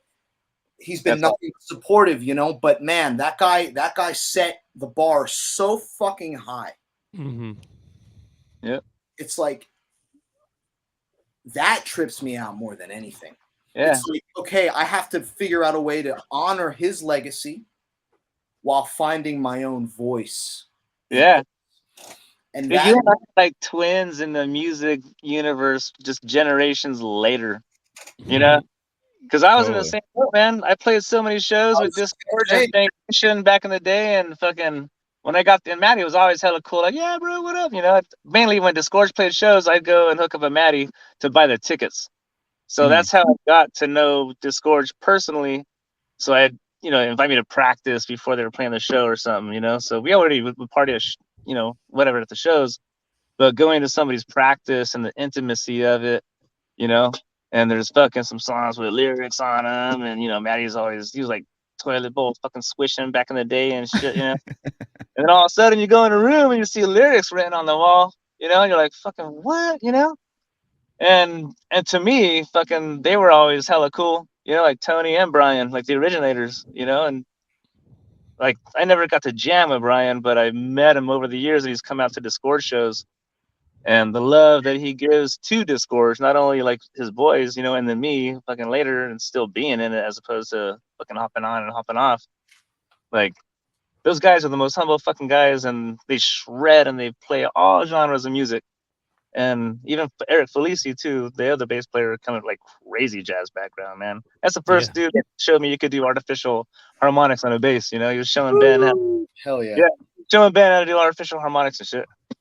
Hell yeah. And Ben's birthday's this Sunday, just to let everybody know. Ben Marlin, fucking shit. An amazing human being and fucking bass shredder. Super shredder. Yo, Lille was talking about Ben and his power stance on stage. Like, these are things that I think a lot of people, or at least for me, being an outsider looking in, now being kind of a little more on the inside, right? You don't realize how much that stuff makes a difference. But at the same time, you don't realize how hard it is to craft that for yourself. Like, or not even craft it, but like you have to, like you too, Diego, you and Ben, you guys had that. I was going to say, Diego has a very distinct. He does. My knees, but you guys were like, to the point that like even Lily was saying, Ben didn't even have to headbang. Like his presence and his stance was so fucking brutal. You got the vibe. That's perfect. That's a perfect. That's the way. Like Eric's just up there, just like, Yeah. This guy is all sick.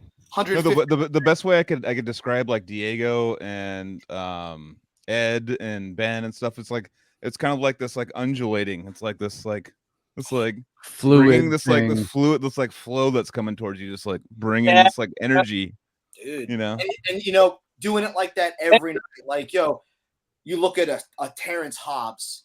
I same, that's similar. With, the Artifact Brutality magazine that's been coming out about this, and I made mention of this, where it's like, man,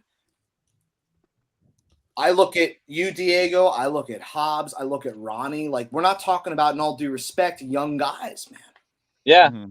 And I was out there with Ron every night, and he is kicking my fucking ass on that stage. I got to play after him with his energy and his spirit. There's no excuse. And that's what Lille was trying to say too, man. And he's right, dude.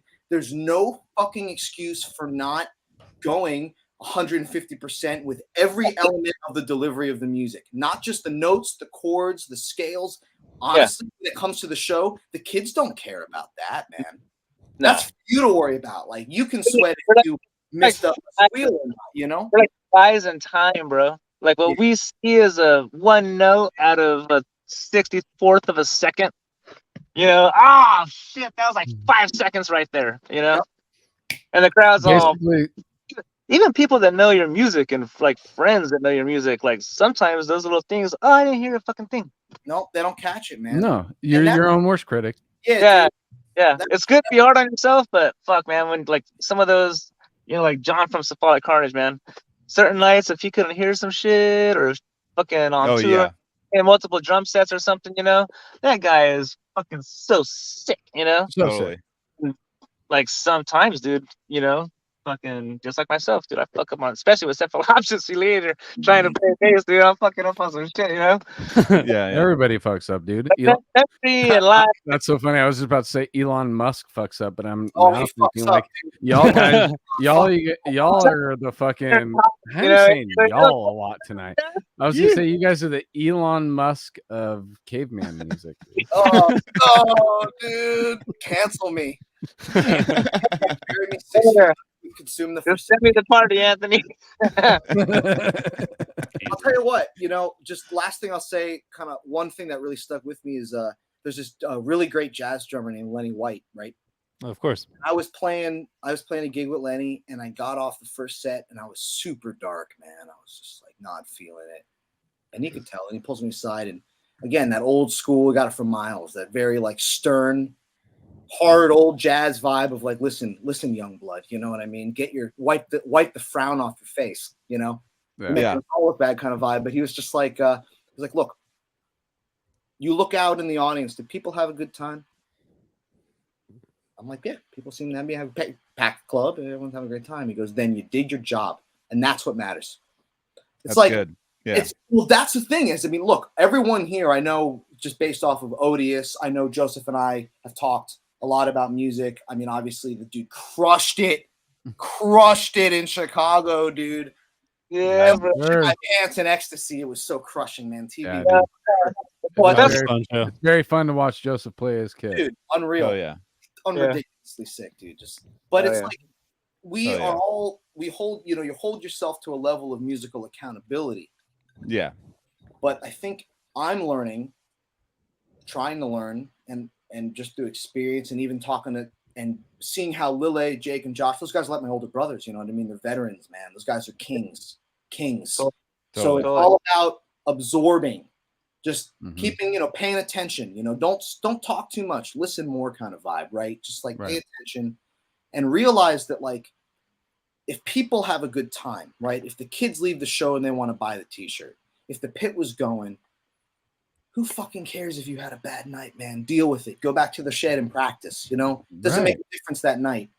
But if you're not giving the energy, if you're not providing that energy to give the kids and the people coming through the opportunity to get that energy out for themselves, then you're doing the music more disservice than you would be if you played it perfectly. You gotta, totally.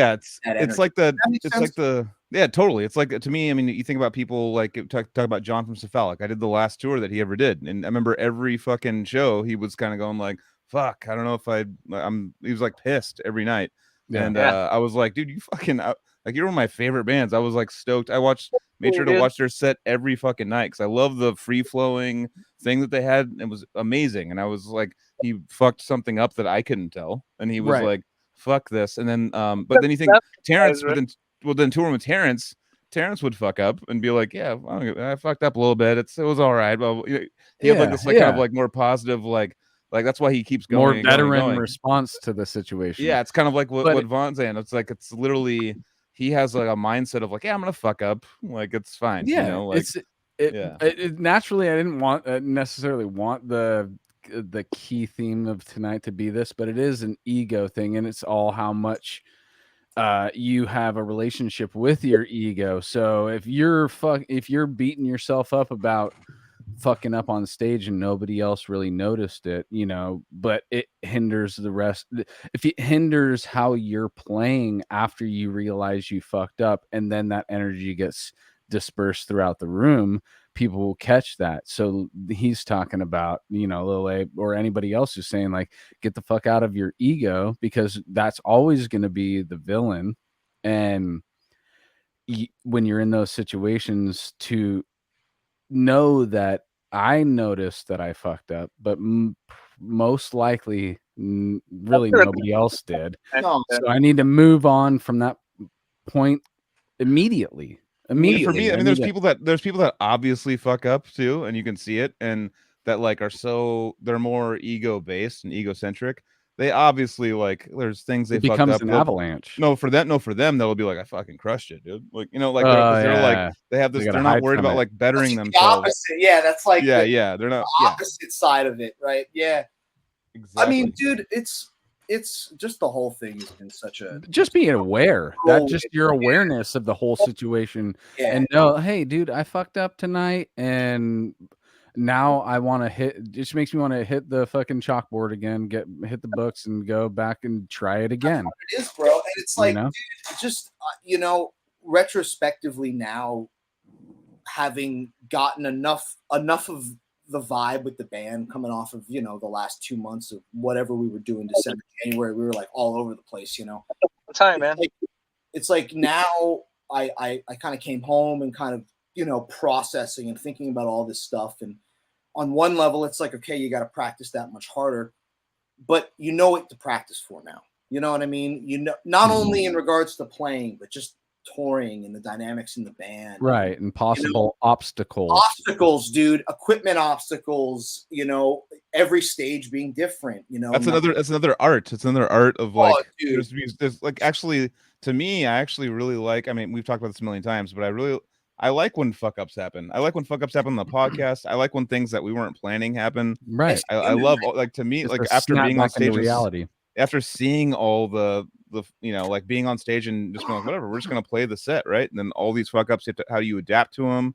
How people adapt to fuck ups? How they laugh on stage? I'll start laughing. It's like a whole like thing where I'm not like, oh, they fucked that up. I'm not like that anymore. I'm like, if they fuck it up and they're mad, then I'm like, fuck that band. I'm not like I like a band that's like, yeah, we fucked up, whatever. We got back on. It's all good. And like next riff, you know, next riff's coming around the corner before you know it, so it doesn't really matter, you know what I mean? And yeah, that's one of those things I definitely learned to kind of hold close to me night to night, and it helped just make the whole experience that much. Because dude, here's the thing, like at the end of the day, I was having a fucking blast, man, playing that music every night. Music plays itself. And again, I know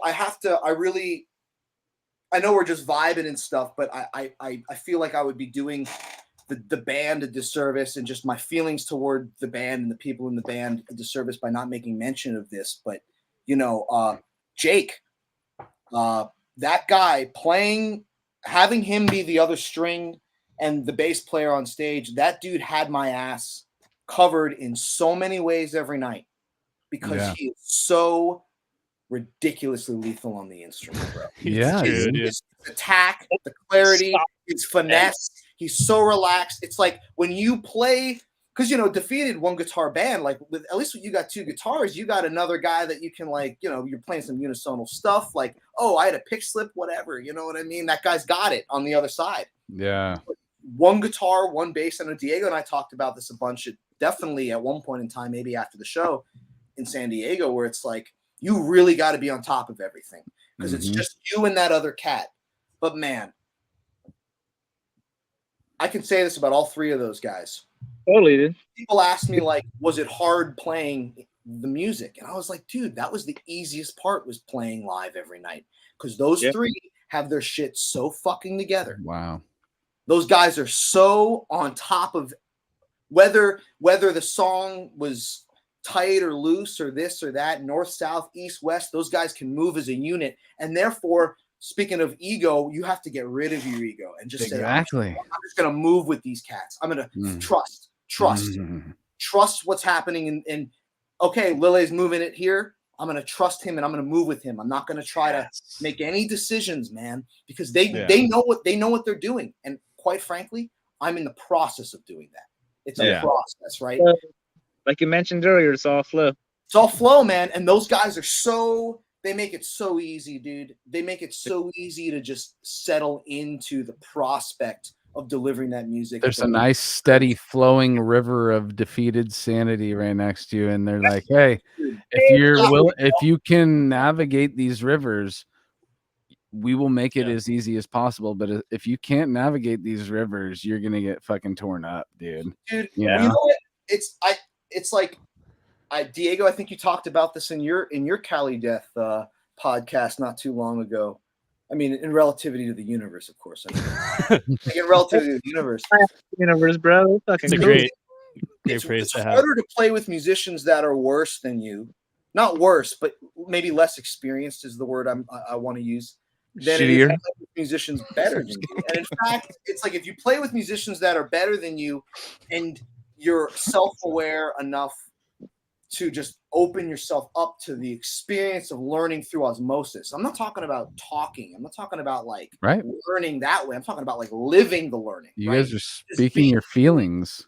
Dude, just being, just absorbing the essence of what they're bringing to the music. It's actually easier and you get better way faster. I tell all my students at the college, I'm like, look, you got to find the biggest shark in the pond and you got to go fuck with that guy because you're going to learn something. And that was always my MO, man. Like, same with trying to jam with Ronnie, trying to play with Longstreth, trying to fuck with Diego. It was just like, let me just put myself in the most challenging but inspired musical situation possible and just put my head down because I know that if I do things right and honest, I am going to be a better musician for it. Yeah. And that's kind of where things are at with Defeated. You know, I'm just trying to be better and eventually become everything that those guys need in a new guitarist. You know, that's the goal. It's just about it's not about money. It's not, I mean, obviously it's death metal, right? It's not about. No, it's always been passion about all of it for us. Wanting to become the very thing that when I heard Passages and I saw those guys play, or the first time I saw Fuck the Commerce with Diego and Jamie, where Jamie's hair is like this and he's like a fucking gremlin. It's like, dude, that stuff's. Yeah. Jamie was like.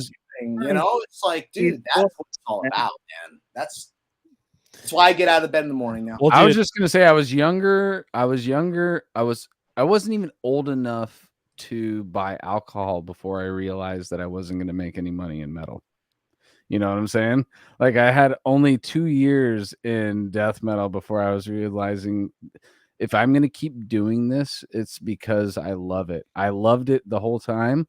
But now I've realized that that's the only reason why I would continue doing this is because of my love for it. That's it. Dude. Love, you know? and just wanting to give back or contribute to the fountain, you know, to the fountain of everything that has come before, you know. Totally. Be it like, you know, Disgorge Deeds, Decrepit, Cali Death Worship, be it Long Island and Suffocation and Florida and, you know, all these just incredible albums that some of them only 300 people have heard, but that doesn't mean they're not ridiculous. You know what I mean? I know. And it's like the amount of people who have been exposed to it does not, obviously we all know this. It doesn't matter. Well, here's what's crazy too. And we were all talking about this on the tour. Like, it's crazy because it feels like, and maybe it's a sign of the times, maybe it has to do with the nature of the world we live in, but like the younger generation, man, like we played a handful, at least 4, maybe 5 all ages shows in the States on this last tour. Joseph, Anaheim.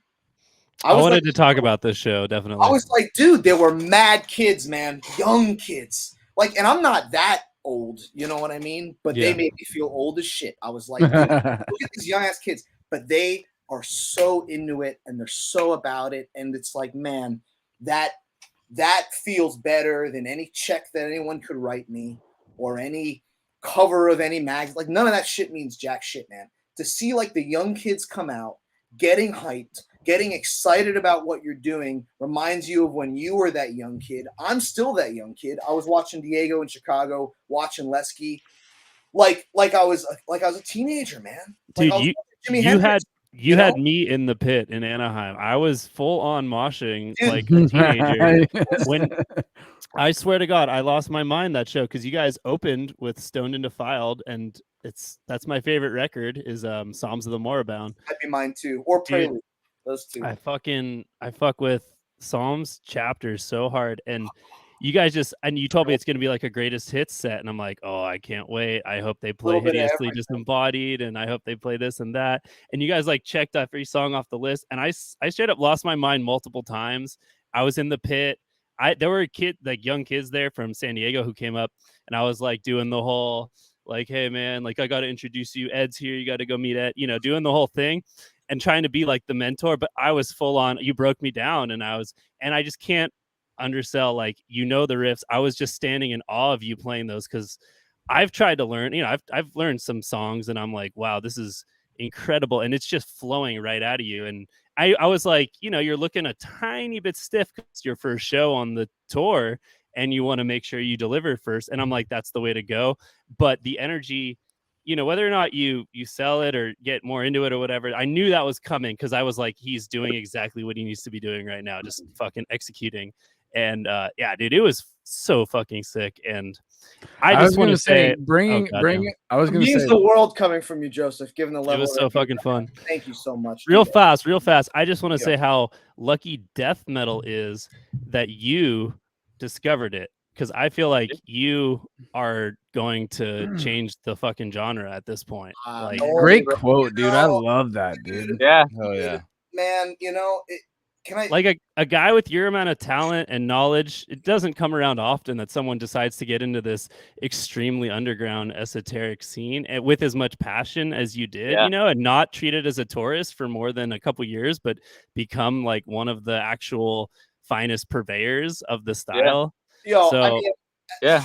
Good job, Joseph. I saw him online, dude, for years. And I'm like, Vaughn Stoffey. What is this? You got a cool name. So I was like, oh, and then I think it is actually a cool name. Here and there, and I talked to Brennan like years back. And then all of a sudden, you're fucking everywhere, Well, dude, and then I was hungry, man. I wanted to get off. It's like, get me off the bench and get me into the game. Yeah. Like, dude. I didn't want to sit, it's like you. Yeah. You turned out to be humble, dude, which is rad. Well, dude, I was just, and still, guys, even the opportunity to sit here and say any of this stuff to you guys is such a super thankful, dude. I mean, shit, you guys had fucking James Murphy here last week. Like, I know. I ain't shit. I'm another amazing human being, man. Dude, I'm just, but here's the thing, too. If you go into a situation as an open cup, people acknowledge that, and they will open themselves up to fill your cup. And exactly, I can't, like I said earlier, Anthony, we were talking about this. We all share this, right? Right. And I know Diego definitely, I'm sure, being the godfather, the progenitor, one of the progenitors, rather. What's progenitor mean? Progenitor, like the father, the person like who the elder. The guy okay. I've never heard that word in my life. I'm gonna use it now. Like father, mother, maker. Hey, Joel. What's that? I'm a It's so funny. We have a song called "Vile Progeny," and he doesn't even know what it means. So, well, I don't. I didn't finish progeny college. Is like the word progeny is my kids. My progeny are. Oh, I know that, but progenitor. Okay, so I didn't think progeny. I'm the one who. I'm the one who's passing down those professional genetics to fucking my offspring. Yeah, Wizalia in the house. Disgorge is the progenitor of Cali Death, dude. Like, okay.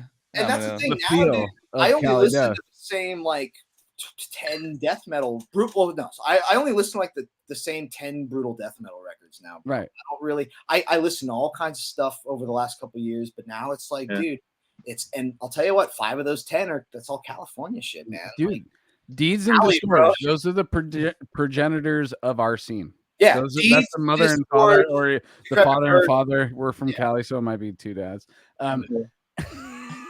Come on, guys! Nobody giggled at that, dude. It's 2 fucking bands. All dudes. We all giggled.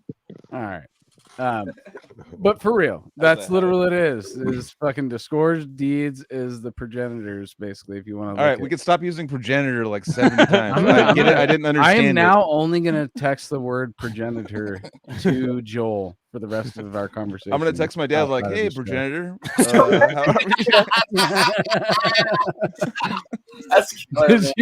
Did you progenitor any more children? Progenolate, you know. That'd be a good, Diego. Let's start a gore grind band called Progenolate, dude. Oh, there you go. That'd be sick. Just you, 2 guitars and a drum machine. We go wild, bro. Dude, that sounds sick. It would be wacky, dude. 1 minute songs, bro. You already have 4 fans here right now on the Generation. Gender reveal party in the house too. Don't forget those guys. Fucking Joseph on the stack. Yeah. Did you, Vaughn? Do you know about the saxophone death metal band we have? The other band, Casey and Diego and I have. No, I do not. You guys, yeah, dude. You know, I'll link in the comments right now, dude. Let's spread the love, man. Damn, there's like one video. There's a video. Maybe it's on Facebook. It's probably on YouTube. Yeah, YouTube for sure. I used to shred the sax, man. That was my jazz instrument. Oh man, the saxophone's the most modern instrument there is, dude. Could you imagine if could you imagine, Diego? Could you imagine if you could do on the saxophone what you know what I mean? Like, dude, this guy can. He didn't play it for years. He just said, "Oh, you know what? I'm fucking Joseph. You know, I'm fucking cool. The professor's showing up. I'm like one of the amazing human beings as well, and I'm just gonna bring my saxophone to free jam with fucking the Wiz and KC." You know, so, Joseph, you're playing horn. You're playing the sax. Oh, sick, that was my first video. I had a fucking volume in the set so you could hear whatever guitar stuff I was doing, because what he was bringing to like what KC and I are like, the darkness, dude, and the he like towards the end of it, you gotta wait like 11 minutes or something. But first we don't sound like we know what the fuck we're doing, or at least I don't. But Joseph fucking warms up and he gets in this certain zone, dude, and he moves in the room and he finds a sweet spot, and all of a sudden he just brings down like fucking James Earl Jones low, and he starts doing some fucking with a reed. But the depth of it, dude, it's only like fucking 5 seconds where it really like suffocation pierced from within. You're like, oh shit, what is this? And that guy, dude, is like, I'm just gonna bring my sax and see what fucking happens. And that video made me like, oh yeah, bring a saxophone, cool man, fucking bring it on in, Dude, that video made me literally. It was like, Joseph's my friend, and I haven't even talked to him or met him. That I watched that video, and I probably said it to you, Joseph, earlier in this as my introduction to you 2.5 years ago. Was that video was. Oh shit, here's Casey and Diego jamming. Who the fuck is this guy coming in with the sax? And shredding. And the artwork in the background. Yeah. Yep. It literally was like, I need to know this man now, because I love Diego and Casey. I have my connections with them. And like, who brings in wind to these guys, Yeah. It's so cool. So cool. And around then was when that whole gender reveal party, phase was going on, and people died and whatever. And fucking, as nice and subtle as KC is, he's like, dude, we should name our band fucking gender reveal party, We're like, ouch. Yeah.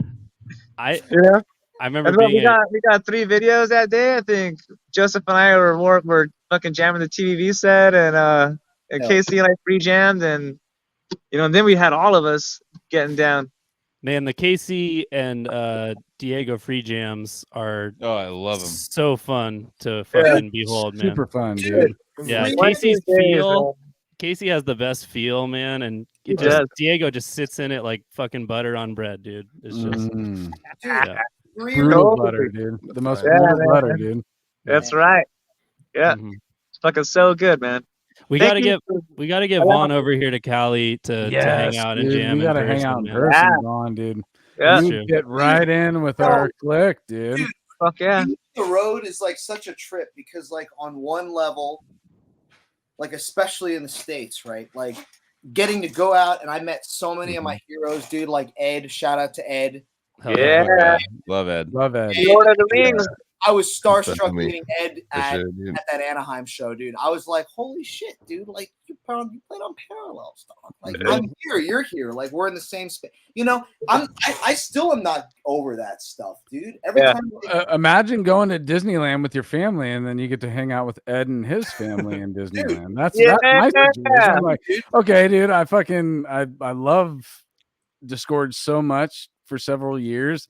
You have been like this guy. Oh, dude, now our kids are running around and chasing each other. I'm cheersing a churro in front of the fucking castle and fucking Disneyland with you.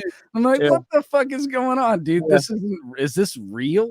Like, is this actually happening? Dude, Isan is just a bundle of love too, man. Oh yeah, dude, that boy is like, he's so crazy smart, man. Heather and Ed put in like a shitload of work, like for what the extra work that it takes to be a parent, you know what I mean? Like, as smart as that kid is, genetics or whatever they are, but you know, he's always on his shit and he's full of love, and when he's a boy, he's still respectful. Right. Like, I can imagine being at Disneyland, like, you know, I'm gonna be there, Disneyland, you fuckers, you know? Hell yeah.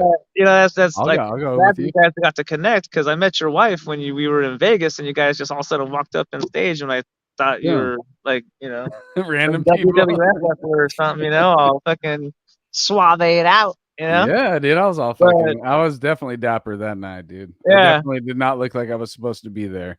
Yeah, but it's killer, you know, that, you know, the longer we're here and we take care of ourselves, we can have those kind of moments with it. And exactly, you know, like, I got into some shit earlier for trying to say somebody wasn't a musician just because they don't have a band or they don't play instruments, even though I've seen them play instruments, they're not on it.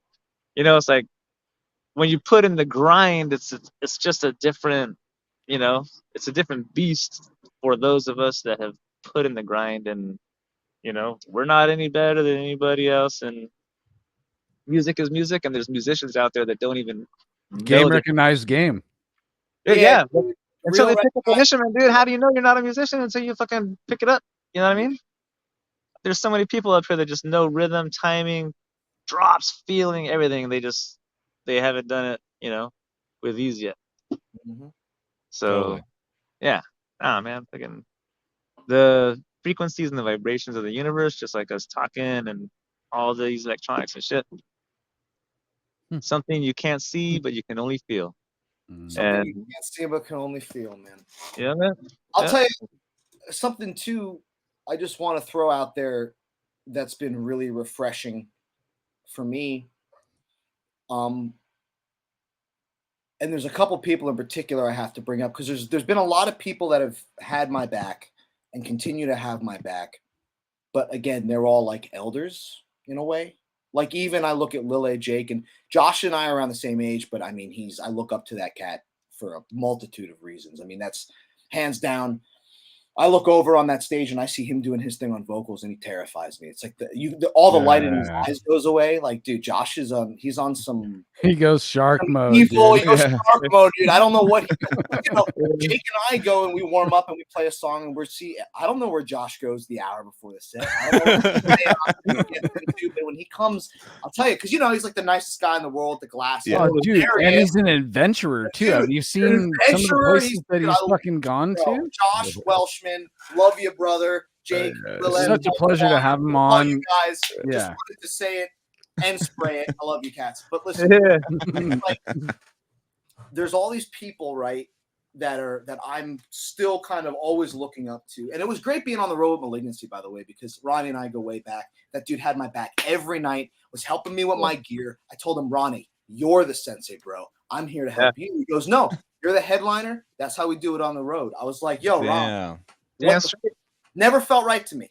I said, I'll say it, and never felt good any night. I always was like, come on, Ron, I can. But that's not it's like you're saying, Diego, it's love, man. It's everyone just trying to have each other's back and make the tour as easy and, enjoyable as possible, given all the things. Shit hits the fan no matter what. So if you can control it, try to make it good, right? Hey, Vaughn, you want to be on the spot right now? Huh? So you want to be on the spot right now? Oh, no, put him on the spot. Which spot are we talking about? I mean, I kind of want it. No. Okay, hey, as the host of the show, I kind of want it, but I don't want to put Vaughn in a vulnerable place right now. Speaking of defeated Sanity, we're all bros, dude. We know each other for a long time, up and coming. So, when like an inside, when Justin was in the band, Splattered was jamming, and he was like in the RV, with defeated Sanity. And I was like, yo, bro, what are you doing, man? You got your boys in the van and you're in the RV, fucking. With Discourage, we always say rock star because as we were up and coming, there was a lot of fucking rock stars, dude. There was not as many humble motherfuckers that were shredders.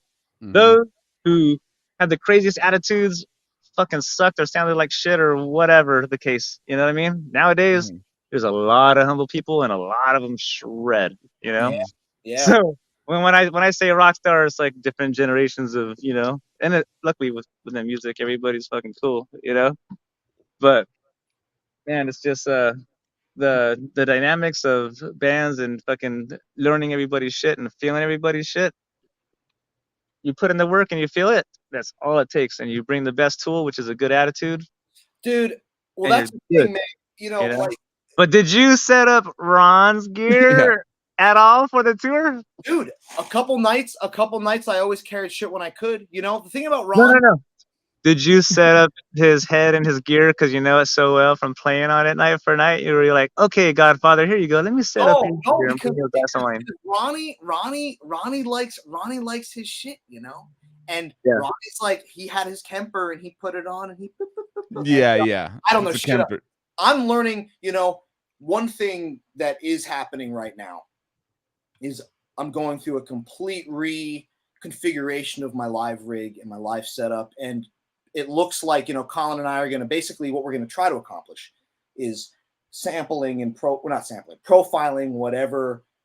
And it's going to be the VH140, right? The Ampeg solid state VH140, right? Nice. It's good enough for Hobbs. It's good enough for me.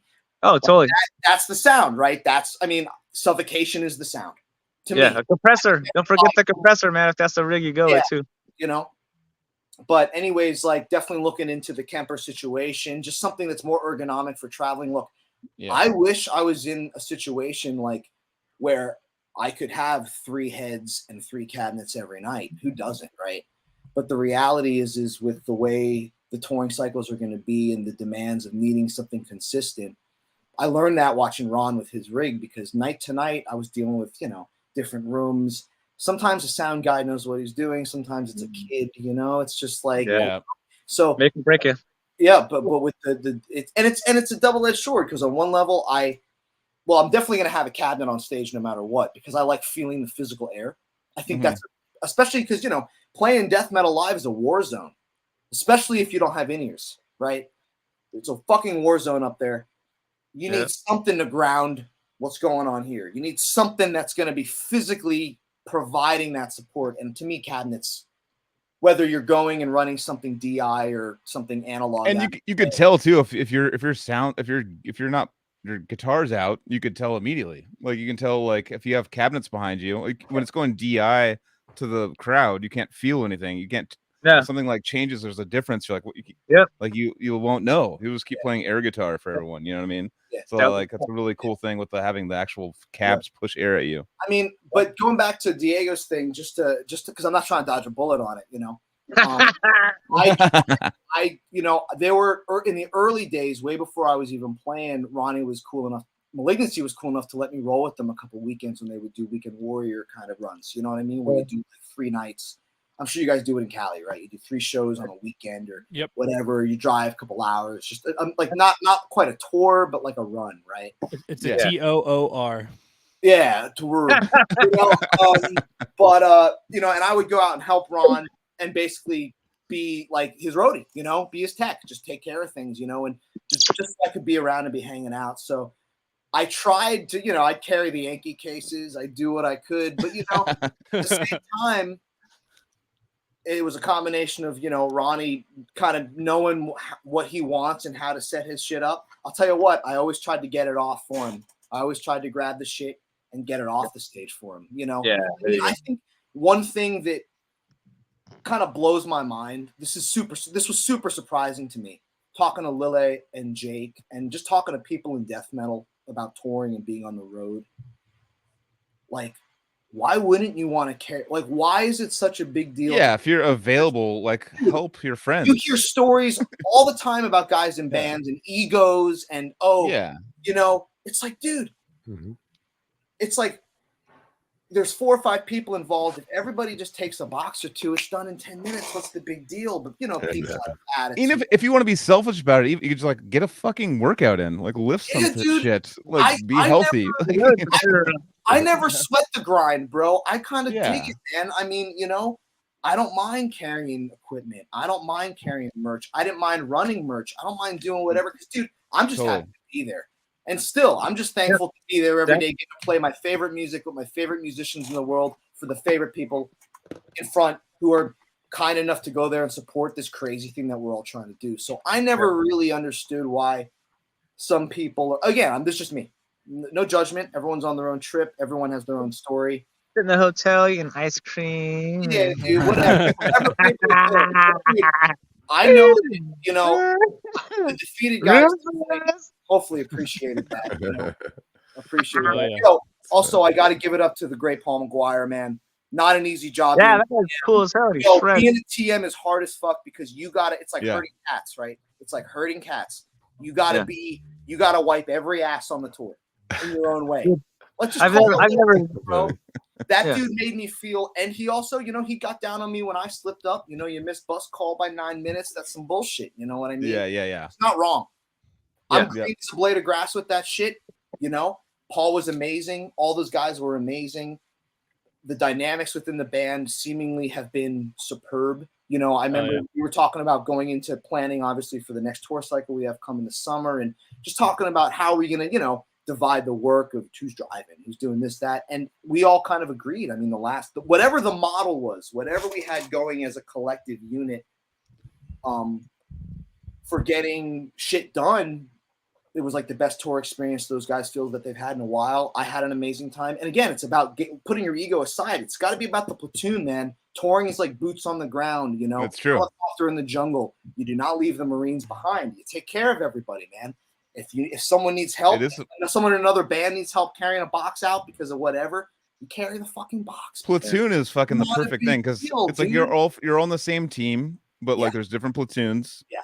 And like, but we all have the same purpose of like doing the same thing. So it's like we all have to help each other, but like we're all in different camps. The playing is the there's a common goal. Yeah. Well, that's a perfect thing. This is give me tea. I want to throw this back again to the context of coming from jazz and being disillusioned. I'm wondering, is that a difference with jazz? Because you were saying it's kind of like every man for themselves. Is it that also? The ego bigger in jazz too? Yeah. Along with this question, so. I would say so. I say that because it's so individually centric. It's central. Right. Yeah. Jazz is the whatever, the Diego Sanchez quartet, what I mean? Charlie Hunter trio. Jazz. Defeated Sanity is not a democracy. Charlie Cornyn, the Gruber quartet. You know what I'm saying? Like, I'm there to serve. I'm there. Like, I was talking to Lille about this today. It's like I've kind of put together everybody's role in the band. Like, Lille is the heart and soul. He's the mind, the heart, soul of it. Mm-hmm. Jake is the spine. Josh is the head, the eyes, the nose, the mouth. And I am the arms. You know what I mean? Yeah. That's what it is. That's the role. Like it just in how maybe that's like super esoteric. I don't know. No, it totally makes sense. I'm into all the, I like bass and drums are the things that holds everything together. Yeah. You feel like Defeated Sanity is the Lily, Gruber quartet, and then Scorch is the Diego Sanchez. And not even just in regards Simplification to is the playing, Terrence Hobbs quintet. you know? It's like Diego and the Discords. What if it literally? What if we just Aggressive, figured yeah. out, or not figured out, but there's an alternate dimension where all these bands aren't called what they are. It's just literally the main songwriter plus quartet or trio, quintet, right? fucking- Right. It's all initials. It's all like Okay. The Casey, my- the Casey Howard quartet. You know what I mean? Like, that's a ring to it. It's got a nice ring to it, dude. it it's actually got a ring. does, dude. I know. Get swinging. But We're there. It's like We're the all there. Joel 1, 2, Hole. 3, 4. Let's do it. We got bass, drums, guitar, whatever Casey wants to do, and actually whatever Joseph wants to do too. Those two guys can play whatever instrument. Man, I Whatever. really want Yeah. to see Vaughn Yo. and Casey jam now. That's I would on my love fucking- I would love to get out, dude. I'll tell you what, man. And that's something. One thing that was coming from. But here's the thing: it's not even jazz, metal, rock, whatever. It's just connection to your ear and the instrument, right? Right. But like, dude, like, I mean, John and I do this. I mean, I'm gonna go do this with John tomorrow night, man. Like, if you get with musicians who are on a certain wavelength and ability, and you free death metal with them, that shit can get out of control, bro. Just guitar and drums, because there's no inhibition. Like, you play with a good drummer, man, it's like a blanket you can just put over yourself, and any idea, as long as you're listening, man, you could just. That's why Casey's fucked up, because Casey can shred on guitar, so he understands what you're doing. Yeah, he's looking at your fretboard. He just leaves. He leaves again. I was gonna say, as a fly on the wall. As a fly on the wall of Casey Howard with whoever, or Troy Fullerton with whoever. But Casey's looking at your hand. Casey's looking at your hand while you're playing. So he's like, I know you. Sorry, I noticed you jamming. That's what you do. Element That's how you do of it. adaptation that Casey Howard has. Yeah, that Troy Fullerton has. That Casey hates compliments. Catch, I know, but just love it, dude. Just all right, not love it, but just. All right, let's accept it. Let's do the first step of things. Let's accept Howard's it. got killed, bro. No, and then we'll feel it, and then. But yeah, so Casey and Troy, basically, Casey Howard, they're a handful. Awesome. You can make Madonna sound like Decrepit Fur. Oh shit! He's like Jack Nance floating through the air and Eraserhead. He can pull off the Hawaiian shirt over the death metal thing. That's I can't pull that off. Look to pull off. One day we'll have a Hawaiian death shirt. The only like shit that I pulled on the road with anybody in any band, and it was all love and all jokes. But there was one person I was like kind of like grinding a little bit, and it was we were touring with the last tour we did, right? The last US tour Defeated. It was Defeated, Sanity, Malignancy, Prophecy from Texas, and Stranglewire from Ireland, right? And the kid that does vocals for Prophecy, Drew, every fucking night was coming out in like the cheesiest, gaudiest Hawaiian, and I would always be like, bro, and I'm not, and I would literally say the same thing to him. I'd be like, dude, I'm not even saying this because I'm in this band. Like, I just want to make something like. Let me throw this out there, bro. Like, you're on tour with Defeated, Sanity, and Malignancy. Put on a fucking death metal shirt. One night. Nah, dude. I said, one of these nights, dude, I'm going to come up there and I'm just going to rip that shirt. Like, on an off night, if it's a little slow, I'm coming up there and ripping that Hawaiian right off, dog. And then I would hope that when you rip that off, then he would point you down, and then you look, and he's wearing a pair of sandals, dude. And he's like, dude, you can't get this motherfucker on my feet, dude. Every night, and he killed it. He crushed it. There you go. But every night I'm looking over there, I'm like, something's not quite right. And that's your porno grinder, gore grinder or something. I mean, yeah, dude, it was like dude, if you're doing death metal, you should wear black and just fucking darken up the atmosphere. I literally had to follow a band that was putting pig entrails all over the stage one night, and I would rather you attack those guys than the Hawaiian shirt guy. I'm just gonna say that right now. Well, you know what, Anthony? I'm gonna go with the pig entrails, bro. Or like with Lord Worm. Remember those videos of Lord Worm feeding worms to like kids? I bought those sandals. I'm kind of with that, man. That's wild, dude. I'm not wearing this shit on stage. I'm just like in my room right now. Dude, some people put hair between their toes. Put on one video of me on You're the gonna break down outfits. Casey's like, dude.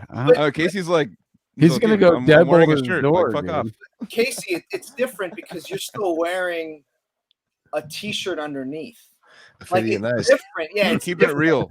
It's Shout out different. You're still Icelandic death metal, bro. Yeah, dude. Yeah. It's Hey. not like that. You know, you're Juxtaposition, chilling, dog. dude. You're chilling. It's Totally out of context, but please, if you're still listening right now, pause this and then go watch or listen to Ophidy and I. Go take it in if you have not heard that band yet. Please. They're pretty sick. I guarantee you will have a great time. From Iceland, California. Okay, I've got one big question left. Iceland. For our guest. So you've assimilated into Defeated Sanity. You found your place in a collective, but is there goals that Vaughn has beyond Defeated Sanity, or are the goals Vaughn has to make their voice heard within Defeated Sanity? Or is it a combination of both? What are your ultimate, because you say Lille is a guy with vision. I know you're a guy with vision. I just can tell. So I wonder what your vision is and what you, because and don't be humble here, because I like it when I hear the big cheesing, dude. Let's hear it. Yeah. Well, I mean, it's like, and this is something that Dave Liebman told me, the saxophone player, and he said, because he's very black and white. Miles got it from Miles Davis. Very like, it either is or it isn't, whatever. Which is, there's some truth to that with life too. But I think that in a, it's like you have short-term, mid-term, and long-term goals, and you should always try to consider those things, right? In a short-term sense, my focus is basically more or less entirely on nailing the new Defeated Sanity album. For sure. Because that's a monumental task in of itself. Now, luckily, I have Colin Marston. Another shout out to Colin. Crucial homie. Him and I are demoing the entire album over the next year. Hell yeah. So double shout out. I'd love him to come on the show. Yeah, Colin, I'll tell you what, I'll hit him up when I get after this and tell him he should get his ass out here. I love all of his work, dude. Dude, that dude is hilarious. His IQ must be through the roof. I mean, I love the guy, Colin. We have an email I have yet to reply to, Colin. I will be replying to it because you never replied to that? I did not, and I'm sorry, but no, it's not because I didn't want to. It is because there was so much in that email that I want him to know that I read it and responded to everything. Okay. Then I just haven't had time to do that. And I'm not saying that I don't want to. I'm just saying Colin, I love you. I love all your work. And if you feel like I haven't gotten back to you in time, it's not because I don't want to. It's because I love you. That's what he says to everybody, dude. Okay, so short-term goal, Defeated Sanity record. Yeah, definitely. The album, and then obviously, subsequently, like being in fighting shape for the next tour cycles. We got a couple. I mean, Milwaukee Metal Fest alone is going to be big. That's going to be a big one, but we got some pretty serious touring coming up, interspersed amidst getting this album together. So I'd say in a short-term sense, that is the priority. In a mid-term sense, I want to become the thing that I have admired for so long through the lens of Defeated Sanity. Because I think just given Lille's background, given Wolfgang, given my background, as we've talked about today, and even in my dynamics with Lille and writing and what's starting to kind of come together with the playing slowly but surely, it would be to try to realize how to be the best version of myself for Defeated Sanity. It's like I'm never going to be Christian. If I can even come close to like, are you going to be satanic though? Am I going to be? No. Yeah. Satan's cross upon the wall. Don't become a Methodist. Yeah, dude. But dude, I don't think if I could like even touch like a percentage of what Christian brought to that band when it's all said and done and I'm on my deathbed, man, that'll be a major accomplishment. So that's probably in a mid-term sense. In a long-term sense, I really would like, and I think this is pretty common, and this is something I definitely see with older, metal, heads and stuff, and obviously being around a Colin, being around Jake and Josh, who are superb audiologists. I'd eventually, great word. I want to start using that. Audiologist. Audiologists. Yeah, they're scientists of sound. Dude, sound checking with Jake and Josh is like you have two superior sets of ears, right? And again, it's the kind of thing like every night, full disclosure. And I'm sure there are people in the chats or people that are going to see this and be like, what do you mean you don't dial in your own tone or this and that, bitch? Whatever. But like, I'm here to learn. Those guys are part of this band. I'm trying to be a part of this band. We're all on the same team. We're trying to accomplish the same thing. So especially the first couple shows in Europe, like I would let those guys really, especially Josh, because he's not sound checking, he's like just feeling out the room. Help me dial in exactly, where do we think the mid should be tonight or not be tonight, rather, with Defeated, And Josh has the ear for it, by the way. We haven't talked about Josh being a studio engineer. Dude, I mean, he was telling me, dude, we're on the road one night, after a show, going to whatever city, and he's like, yeah, we're talking about David Crosby passing. And he was like, yeah, I worked on the last David Crosby record. I'm like, you motherfucker. You know what I mean? Yep. Dude, I remember seeing the pictures of that. Like, what the fuck? Yeah, Josh was just on our show, and now he's working on... I'm telling you, Josh is dude, he's got some shit, man. He's on his own. That's what I'm saying. Is he doing seances before the Defeated show? Because I'll tell you, once the Discord show comes on, the light leaves his eyes, and the dude is a fucking savage. You know what I mean? But anyways, besides the point, I think in a long-term sense, I want to acquire enough skill sets to have an understanding of all the elements that go into making this kind of music, so that maybe one day I could, run a board myself, help record my friends, help make, if I had the resources, get a studio space and just record my friends, help people make the music they want to make, like people have helped me. Shout out to Tony Tipton, Regurgitation, by the way. Did a lot of recording. We did the Reviled album with him. I did my guitar tracks for the shit that I did with John with him out in Ohio. Tony Tipton, Regurgitation, some of the Tales of Necrophilia changed my life, dude. Those kids, So just quick shout out to Tony for being a supreme shred god, but also an incredible engineer. Yeah, this shit sounds good. Yeah, and this is long scope, dude. This is long scope. Oh, yeah, for sure. Honestly, right now I'm just trying to be the best guitar player I can be for Lil A, Jake, Josh, and Defeated Sanity. I'm very much like, let me just get through the damn day kind of vibe. But if I was really reaching, like in my heart, I'd love to learn how to run a board like Tony or like Colin or like Rattan and just have a full or Ed Florida or Ed, Hey, you know what? If you ever have the opportunity to have him mix for you, remember Brick by Brick, dude? Yeah.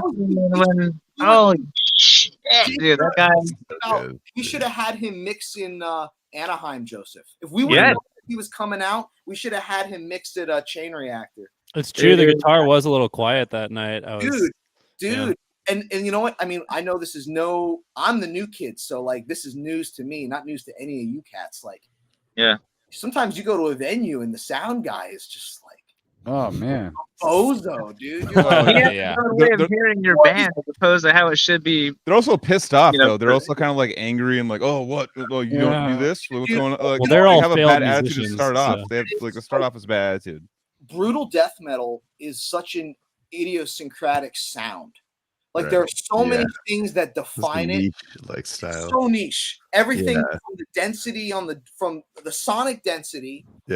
Complexity of the metrics, the need for clarity when you have all factors going against you, be it the tuning, the compression and excessive overdrive, triggers, all these elements, right? All of it fighting against you on and in front of the stage.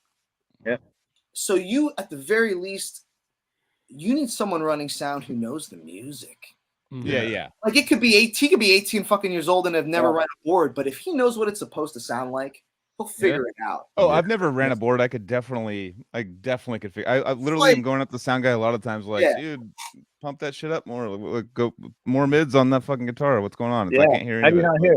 You know what I mean? the senses of your ear. That's like what trips me out is that like what else we go off of physical touch, optical vision, and fucking sound, but sound can also be like feel too. Like how does that translate? Why does it get blurred in sound and feeling for me personally? Some guys have no soul. No, I'm not saying that, but I'm saying to be a good sound guy, you have to be able to tap into what I just brought to the table. You know what I'm saying? Yeah. Well, plus, And you know what? most sound guys do not have a soul. A big part of it is reading the room too. Oh, get the You know what I mean? Some When you get a do. sound guy that knows how to read the room, like Ed would go in there and he'd be all Yeah. in the microphone and Perhaps this dude like the stage is you know, and then he'd go all around, and all of a sudden there was no feedback anywhere in the monitors. He'd wave it like he was Kevin Hart's fucking comedy skit, you know, fucking yeah. all right, you know, and fucking all right. I mean, the best sound guys I've known. I mean, they've been like Woody from Black Dahlia. He's doing like Arch Enemy and like huge bands now. Fucking Johnny Knobs from fucking Cannibal Corpse is a TM and does the sound for Cannibal Corpse. Like he is like like the legendary status for the like, people who don't know what's a TM. A tour manager. Okay, there you go. Yeah. But like he basically does the tour maybe managing. those people were me, maybe it wasn't. I don't know. If it wasn't all the wire, I don't know if I would have made it home, dude. yeah. No, he's like the ultimate. It's he has this like mode. He has a mode in him. Me and Anthony went and saw him at in Berkeley. I just partied with him in fucking Vegas, like crazy party times. Woo, party. And like I get to like I was like I'm gonna go show my face to he's gonna be all stoked I'm here. He was in Cannibal Corpse sound mode doing the sound right before Cannibal Corpse, and he was like, "Yeah, dude, cool." So he was like, he was completely just like locked in. Like, he was like, "This is my job. I'm doing this first." Peripheral and then later, vision. And then he came up later. He's like, "Sorry, dude, I get in this mode and you can't fuck with me. Like, I was you like can't talk the to dude me. that You can't fuck with me." Yeah. Sound for Suffo. Like when I went to What the was his show name? this last Saturday. Oh, this last one. Okay. Riley knew him, but we were back behind the sound. We watched Suffocation from like behind the soundboard. I forgot the dude's name, but yeah, he was like dealing with all kinds of shit going on, and like Dave Lozano was running up, and you know, like there's all kinds of shit and signals from the stage. It was chaotic, dude. It was crazy. Yeah. Dave's like, dude, the cymbal's got a weird angle, dude. He's like, dude, the fucking 400K frequency is like all fucked up. Like, what are you talking about? He's like, dude, fire it up 2 times and try again. Fire it up. What are you talking about, Anthony? I don't know what you're talking about at all. Hey, I just want to shout out getting to fucking roll to observatory with some homies and see Suffocation, and then have Diego come surprise me, and then right in time for Jun, and we fucking him and me, dude. Right there. Yeah, dude, we were chunking it up, man. If you're in a room with somebody and that's going down and they're not moving, you fucking get why aren't you moving if someone's with your us? friend and they're not bobbing their head to that part, you're like, well, we're not friends anymore. I don't know. Great, Joel. I'm with that, dude. Yeah. Shout out to Mike Smith bringing the grim reality. And this is a good time to tell this story. So right at the very end of Suffo's set, you know, with Ricky singing, Diego runs into the barrier blockade middle between the stage and that, like up towards Ricky, and Ricky's like finishing the set. He's like, "We're a bit Suffocation." Oh, fucking Diego. Yeah. All right, good night. No way. Yeah. I ran up. I told Joseph, "Hold my beer." He's all, "What? Well, hold my beer." What do you mean, what? Hold my fucking beer, dude. I'm gonna run up and fucking in front of Ricky, you know. So all of a sudden, I'm timing it, you know, and then I run up there, and you know, and I look at Ricky, and I'm all, I throw my horns up, and Derek didn't see me, unfortunately, because it was during his bass break, you know. And then fucking Terrence saw me, and then Ricky, and I'm all, Ricky, and then that's it was like fucking like La Bamba, dude. I'm all, Ricky, you know. My jumper's on stage with these guys. Yeah, dude, that's amazing. That's a great moment. That's not my character or my person, or you know, I'm like right. Bros, I love it. And talk shit like that, like beyond no tomorrow. But in regards to security and losing my privileges to travel the world, I don't fucking You know, I don't do anything. I don't give dogs peanut butter or anything, you know? I mean, dude, I remember speaking of I forgot how long it's been since the Wizard's been on the show, Dude, Diego, And you're the the best best. made my night. You're Dude, the made my best, night, Diego. man. Dude, Yeah. best. Oh best. my God. Thank you, Joseph. So That was such a great moment, man. And Bro, you know, dude, that was a killer. That was a killer bonding moment. You know what I mean? Like dude. Ricky basically started playing drums, and the only beat he did was the Cepho Blast. Yep. You know, now here he is, the vocalist of Suffocation, and that's you know, such a trip. Derek's more as like a Pyrexia feel, like he's more groovy and slow, sludgy stuff. You know, and Terry starts shredding fast shit. Derek's like, ah, fuck, here we go. Okay, get on for this ride. But he loves groove more than anything, you know. Yep. So now him, like you know, Ricky's San Diego boy, you know, but he's from the desert initially, and you know, fucking Derek and I, we've known each other since we were like 15, you know, years old, going to buy, you know, records and shirts and stuff. And Love those you're times. death metal. Oh, I'm a death metal. Woo, you know. Mhm. And Totally. it's like, it's gnarly, dude. If you continue to so do what you do and you feel it and you take care of yourself and you're professional about yourself and you take care of others, like good things will come, man. It's super Weird, cool it's shit digital. happens, dude, to where you're all of a sudden front row looking at your drummer singing for Disgorge. I mean, singing for Suffocation. You're like, wait, Yeah. what the fuck, dude? Like, Yeah. we've been doing this for this many decades, and this is the moment. This is where it's gone. Culminated in, you know. Yeah. And I can't tell you how many shows like Disgorge opened up for Cepho, you know, for almost all the albums back in the day. You know. Yeah. What was the first one? Yeah. Probably Pierce, like the Pierce era. I don't know. I don't think they played on the Breeding How era. sick would that be? Pierce era Cepho with like young and full of cum Disgorge, you know? Yes, specifically that kind of Disgorge. Yeah, mainly full of cum part. Specifically, yeah. Yeah, that's Chris Barnes, bro. Getting rid of it, okay? I get two Anthony's and Mike's right now. Get like I've been able to. No, dude, my light sucks, dude. I look pale, but I'm not, dude. I actually got a kind of a tan. The sun came out you know like what? last 2 days. Oh, you're looking super Hey, bro. tan, dude. If strippers can put their buttholes in the sun for 10-15 minutes and turn their sphincter different colors, I think if you got in the sun for 10-15 minutes, Anthony, you could get. Dude, I'm literally Diego wins. Hey, I have so many technical things that are going on right now. Anybody who watched the last episode, I broke these headphones and I'm still wearing them.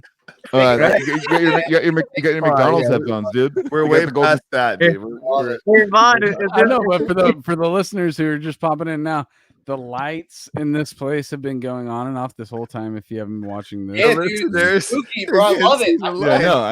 I have mechanics lights set up behind the computer right now to try and like offset maybe new bulbs. But it's still, I thought you were taking pictures of yourself, man. It's not the bulbs. I actually, Joel, I've literally changed the bulbs in here. It's the fucking whole setup here. It's the wiring. Cool. You're not an electrician, are you? And I don't own this fucking place. My fucking dad does. So fuck it, dude. Yeah, if it burns down, fuck it, dude. The bad wiring. The internet works, right? I can still talk to you guys, right? All right, Joseph. Let Joseph bring us back on track. We've crossed the 3 hour. It's not stopped us every time, but we have just crossed the 3 hour marker. And I know it is 3 hours later for Vaughn. It's past 1. How are you feeling, Vaughn? 1:24 a.m. Great, man. We can chill as long as you cats want, man. You don't have to wake up at 5:30 and swing the hammer tomorrow, do you? This beer still respect to Diego, man. I remember thinking, because you hung on the RV, we were hanging with us on the Defeated RV until like 5:30 in the morning or something. Dude, you had to go in at 5:30. I think you bounced at like 3:30, dude. Yeah, we were hanging stupid hard, man. San Diego, oh yeah, stupid. Dude, there's nothing like the stupid hang, dude. Yeah, stupid hard. Dude, it's like the adrenaline you get when you're leaving work. You know, you get all pumped and whatever, and then like it's like the same thing for going to a metal show. You get to be surrounded by your bros and just this amazing energy.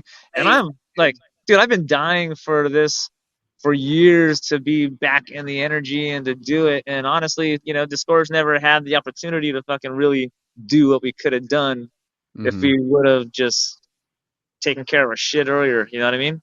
So now we have it at our fucking fingertips, and I see everybody doing their shit, And as humble of a fucking person and as educated, and I've talked to you on many levels of heart and dedication and perspective, Vaughn, And just like Joseph was saying, like you've got a great road ahead of you, man. So surround yourself in the right shit. Dude. Yeah, I can already tell. Like I've already gotten like all the comments on the side, and I've picked up on myself, like the way you even talk about things, like the way you even portray or talk, like you're just meant for. I can tell that you're meant for big things, dude. And, I mean, look at you, fucking Ben Motter, like all these fucking. Oh yeah, Ben's people the man.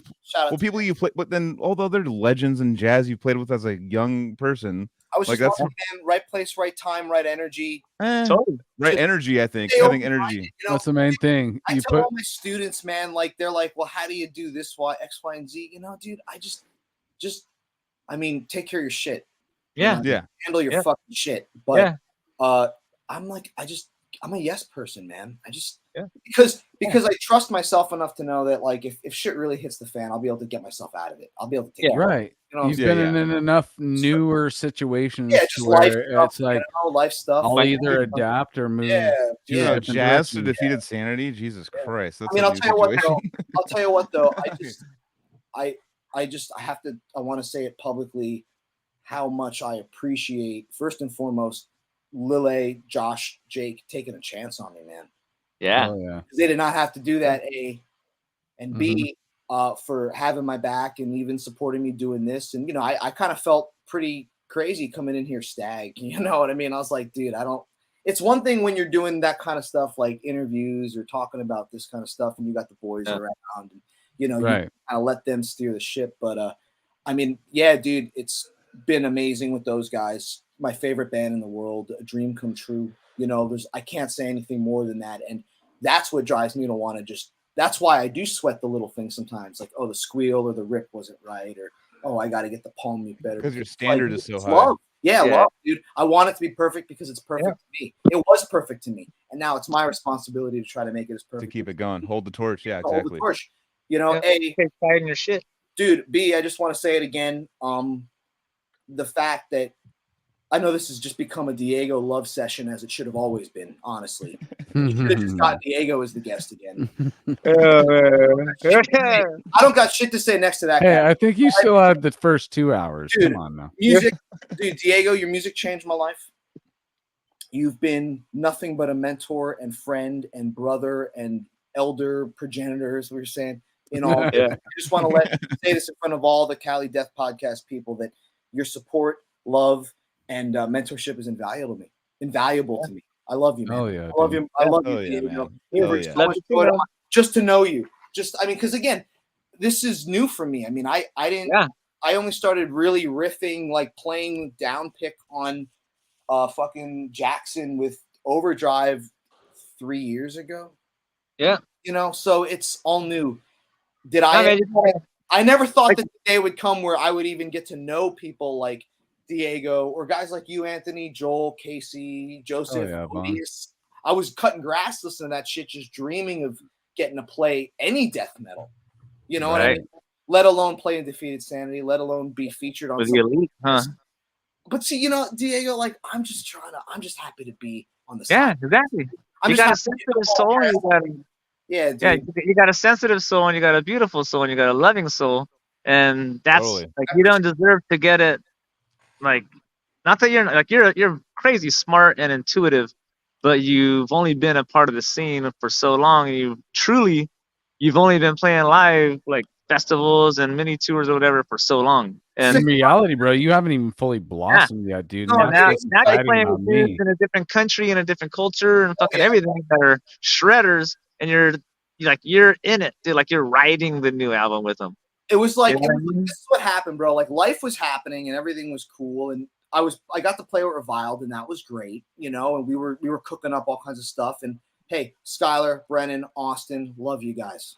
Love you to death. Wouldn't be sitting here without those dudes either. You know what I mean? Yeah. Everybody along the way. But it was like I did a really short period of time helping Chris Basile out in Pyrexia.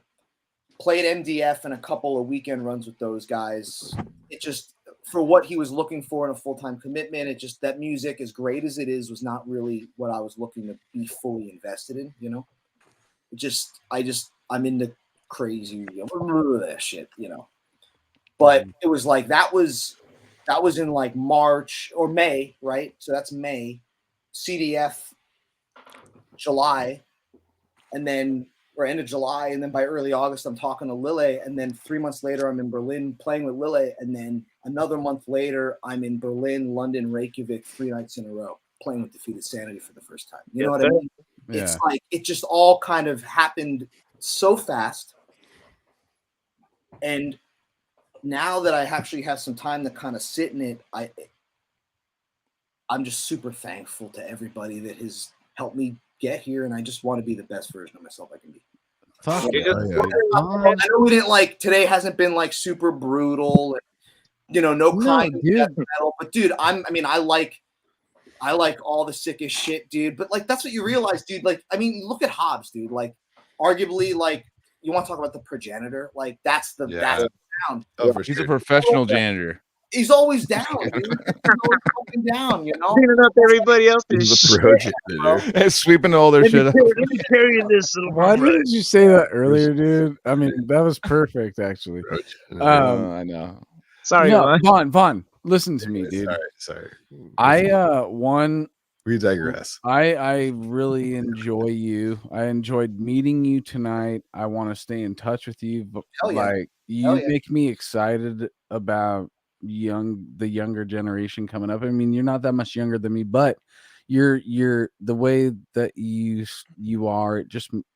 I feel a younger spirit coming through full force right now. Like, I just feel like death metal, what Joel was saying, like, I am fully comfortable with leaving the keys to the death metal vault to you. You know, if I had them, I'd just be like, here, dude, Vaughn, you got it, dude. I'm gonna go die now. I'm gonna go you know what crawl into my grave. Yeah. They're in a good place. Why do I even have the keys right now in this conversation? Well, dude, let me tell you. Because you're at a dealership or an auto shop. Let me throw this out there though, too, man. You went to Home Depot and got some made. I don't even know what that was. Such a pretentious move to be like, I have the keys to death metal right now, dude. Hey man, you made your mark too. It's been a while, but you had your shit. You just took care of it when you were doing it too, you know. No, I got a key dongle. That's what I'm saying. It's like, if somebody was like, I'm gonna pass the torch to Vaughn on technical death metal, I'd be like, here, dude. You got my vote, dude. Boom. Yeah. You want to know what I'm gonna say? Something that there's a connection directly. What I'm predicting what's gonna happen. Okay, this is my Jolstradamus of what's gonna happen. Wow, shit. I just made that up just now. Do we have a new segment on the show? We have live baggings and Jolstradamus. I'm totally down, dude. I think it's so. There's already been. I predicted there was a band that I was like, you're gonna get signed to Metal Blade. They got signed to Metal Blade a couple months later. I'm just saying. So you had a full on. No, I'm saying I just predicted. I predicted. You didn't predict it. You made it happen with yourself. I mean, you know, I got like nice tips and stuff. You can't predict something and then make it happen and then be like, I predicted. I didn't make it happen. That kind of helped a little bit. You were the middleman. All right, let's move on. Okay, no, I think I'm saying. Okay, so I love you guys. The connection I'm making is Alex Bent and Vaughn. How Alex Bent went from like playing like, oh, for fun, blah blah. He's very professional, very easy to get along with. I was gonna do a Joseph voice, but I think of Vaughn. Vaughn's gonna be all of a sudden this guy in this like fucking like selling out arenas band and be like, hey Vaughn, remember that time I did the podcast? Remember me? I mean, wow. That's how. So Alex Bent went from playing like death metal like in small bands, but he was very professional, jazz oriented, fucking gospel chops, everything. And then he went Archaic, the band we like promoted earlier, and then he went and he's in Trivium. Alex Bent, remember Alex Bent? Yeah. And now he's in Trivium, and now he's like in a fruitful. He's happy, everyone's happy, and like he's making a bunch. Rules. And he's showing his death metal chops in that band, and the band loves it. And they're like, yeah, do more of that. And he's like bringing his style and change that band around. And like, I feel Vaughn's gonna be the next one of those. Well, the only way it's gonna happen is if Defeater's in the arena. You know what I'm saying? Oh damn! I mean, that's gangster as fuck, dude. I know the bet I made So for myself, and I mean, that's the thing, dude. I obviously Lila is the boss, but he's already shown himself to be very open to collaboration, and him and I have. This is maybe Lila is very much driven by his heart too, and him and I, it's like this kindred thing. Even today, we just got done working on this thing, and it's like there's just like Diego's saying, the flow. It's good, man. No egos, just about the music. Let's what it's not about whose idea is better. It's just what is the best idea to serve the music, man. Hey, man, you know what? I'm gonna give a shout out to Lily right now too, because I've known like a lot of you guys since you guys were fucking kids coming up, you know. Oh yeah. And like Lily is a mastermind, you know. Like playing bro. Whatever instruments he plays, you know, all of them, and his fully trust everything he's a part of. Yep. Yeah, for real. And but the vibe, like he's always not like a rooter of the underdog, but he understands. Like he's so deep that he can understand that shit. And as concerned I was with you, Vaughn, like giving you like inside politics of we had Diego. You had my back. To love somebody is one thing. To love them enough to be honest with them, man. It's love, right? Yeah, it's real. It's real talk, Yeah, real talk, man. I ain't no kid. Sure, we've all, like all of us here, have been around long enough, and it's nothing but love with all of our bros. Hell yeah, dude. So egos, like as much as egotism that we talked about earlier, none of us have it that are and here. And close on Lile, and we're gonna close tonight, but we're gonna close on Lile too. Yeah, but hold on. But Lile, fucking, I've seen that guy humble himself or become humbled or whatever, whether it's age or life or wisdom, fucking love you, Lily, man, and I'm glad that I get to see this fucking mastermind humble himself naturally, and the openness that you have to, like, you're just trying to give fucking death metal back the essence of what death metal has. Like, you always change the sound of albums. You don't fag out. I'm sorry, 1976. You change all your albums, but it always has a defeated sound. It always has a great sound, and nobody's judged anything that you've ever done.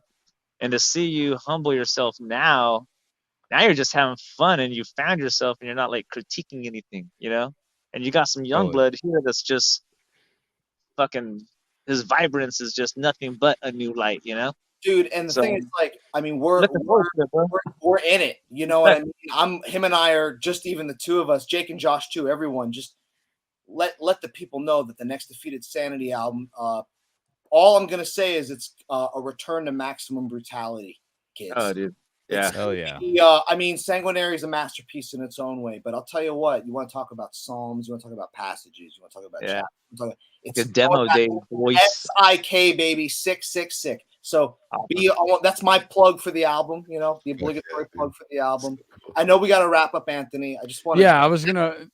I mean, we're at this point, and I love all of this. I just wanted to say my whole thing with Lile is, hey, get ready for that ingurgitating oblivion, because that's fucking right around the corner. I'm smelling it coming, and Lile's a part of it, which is going to be such a weird and cool, awesome, bizarre collaboration, because that band I've known about for several years, and to now know that mind was involved in that, it's going to be crazy, dude. And dude, like that, Lile has such a, like, in death metal, it's harder to do, I think, than any other kind of music because of how dense everything is. Like, I mean, Casey, you know more about. I'm not a drummer, you know what I mean?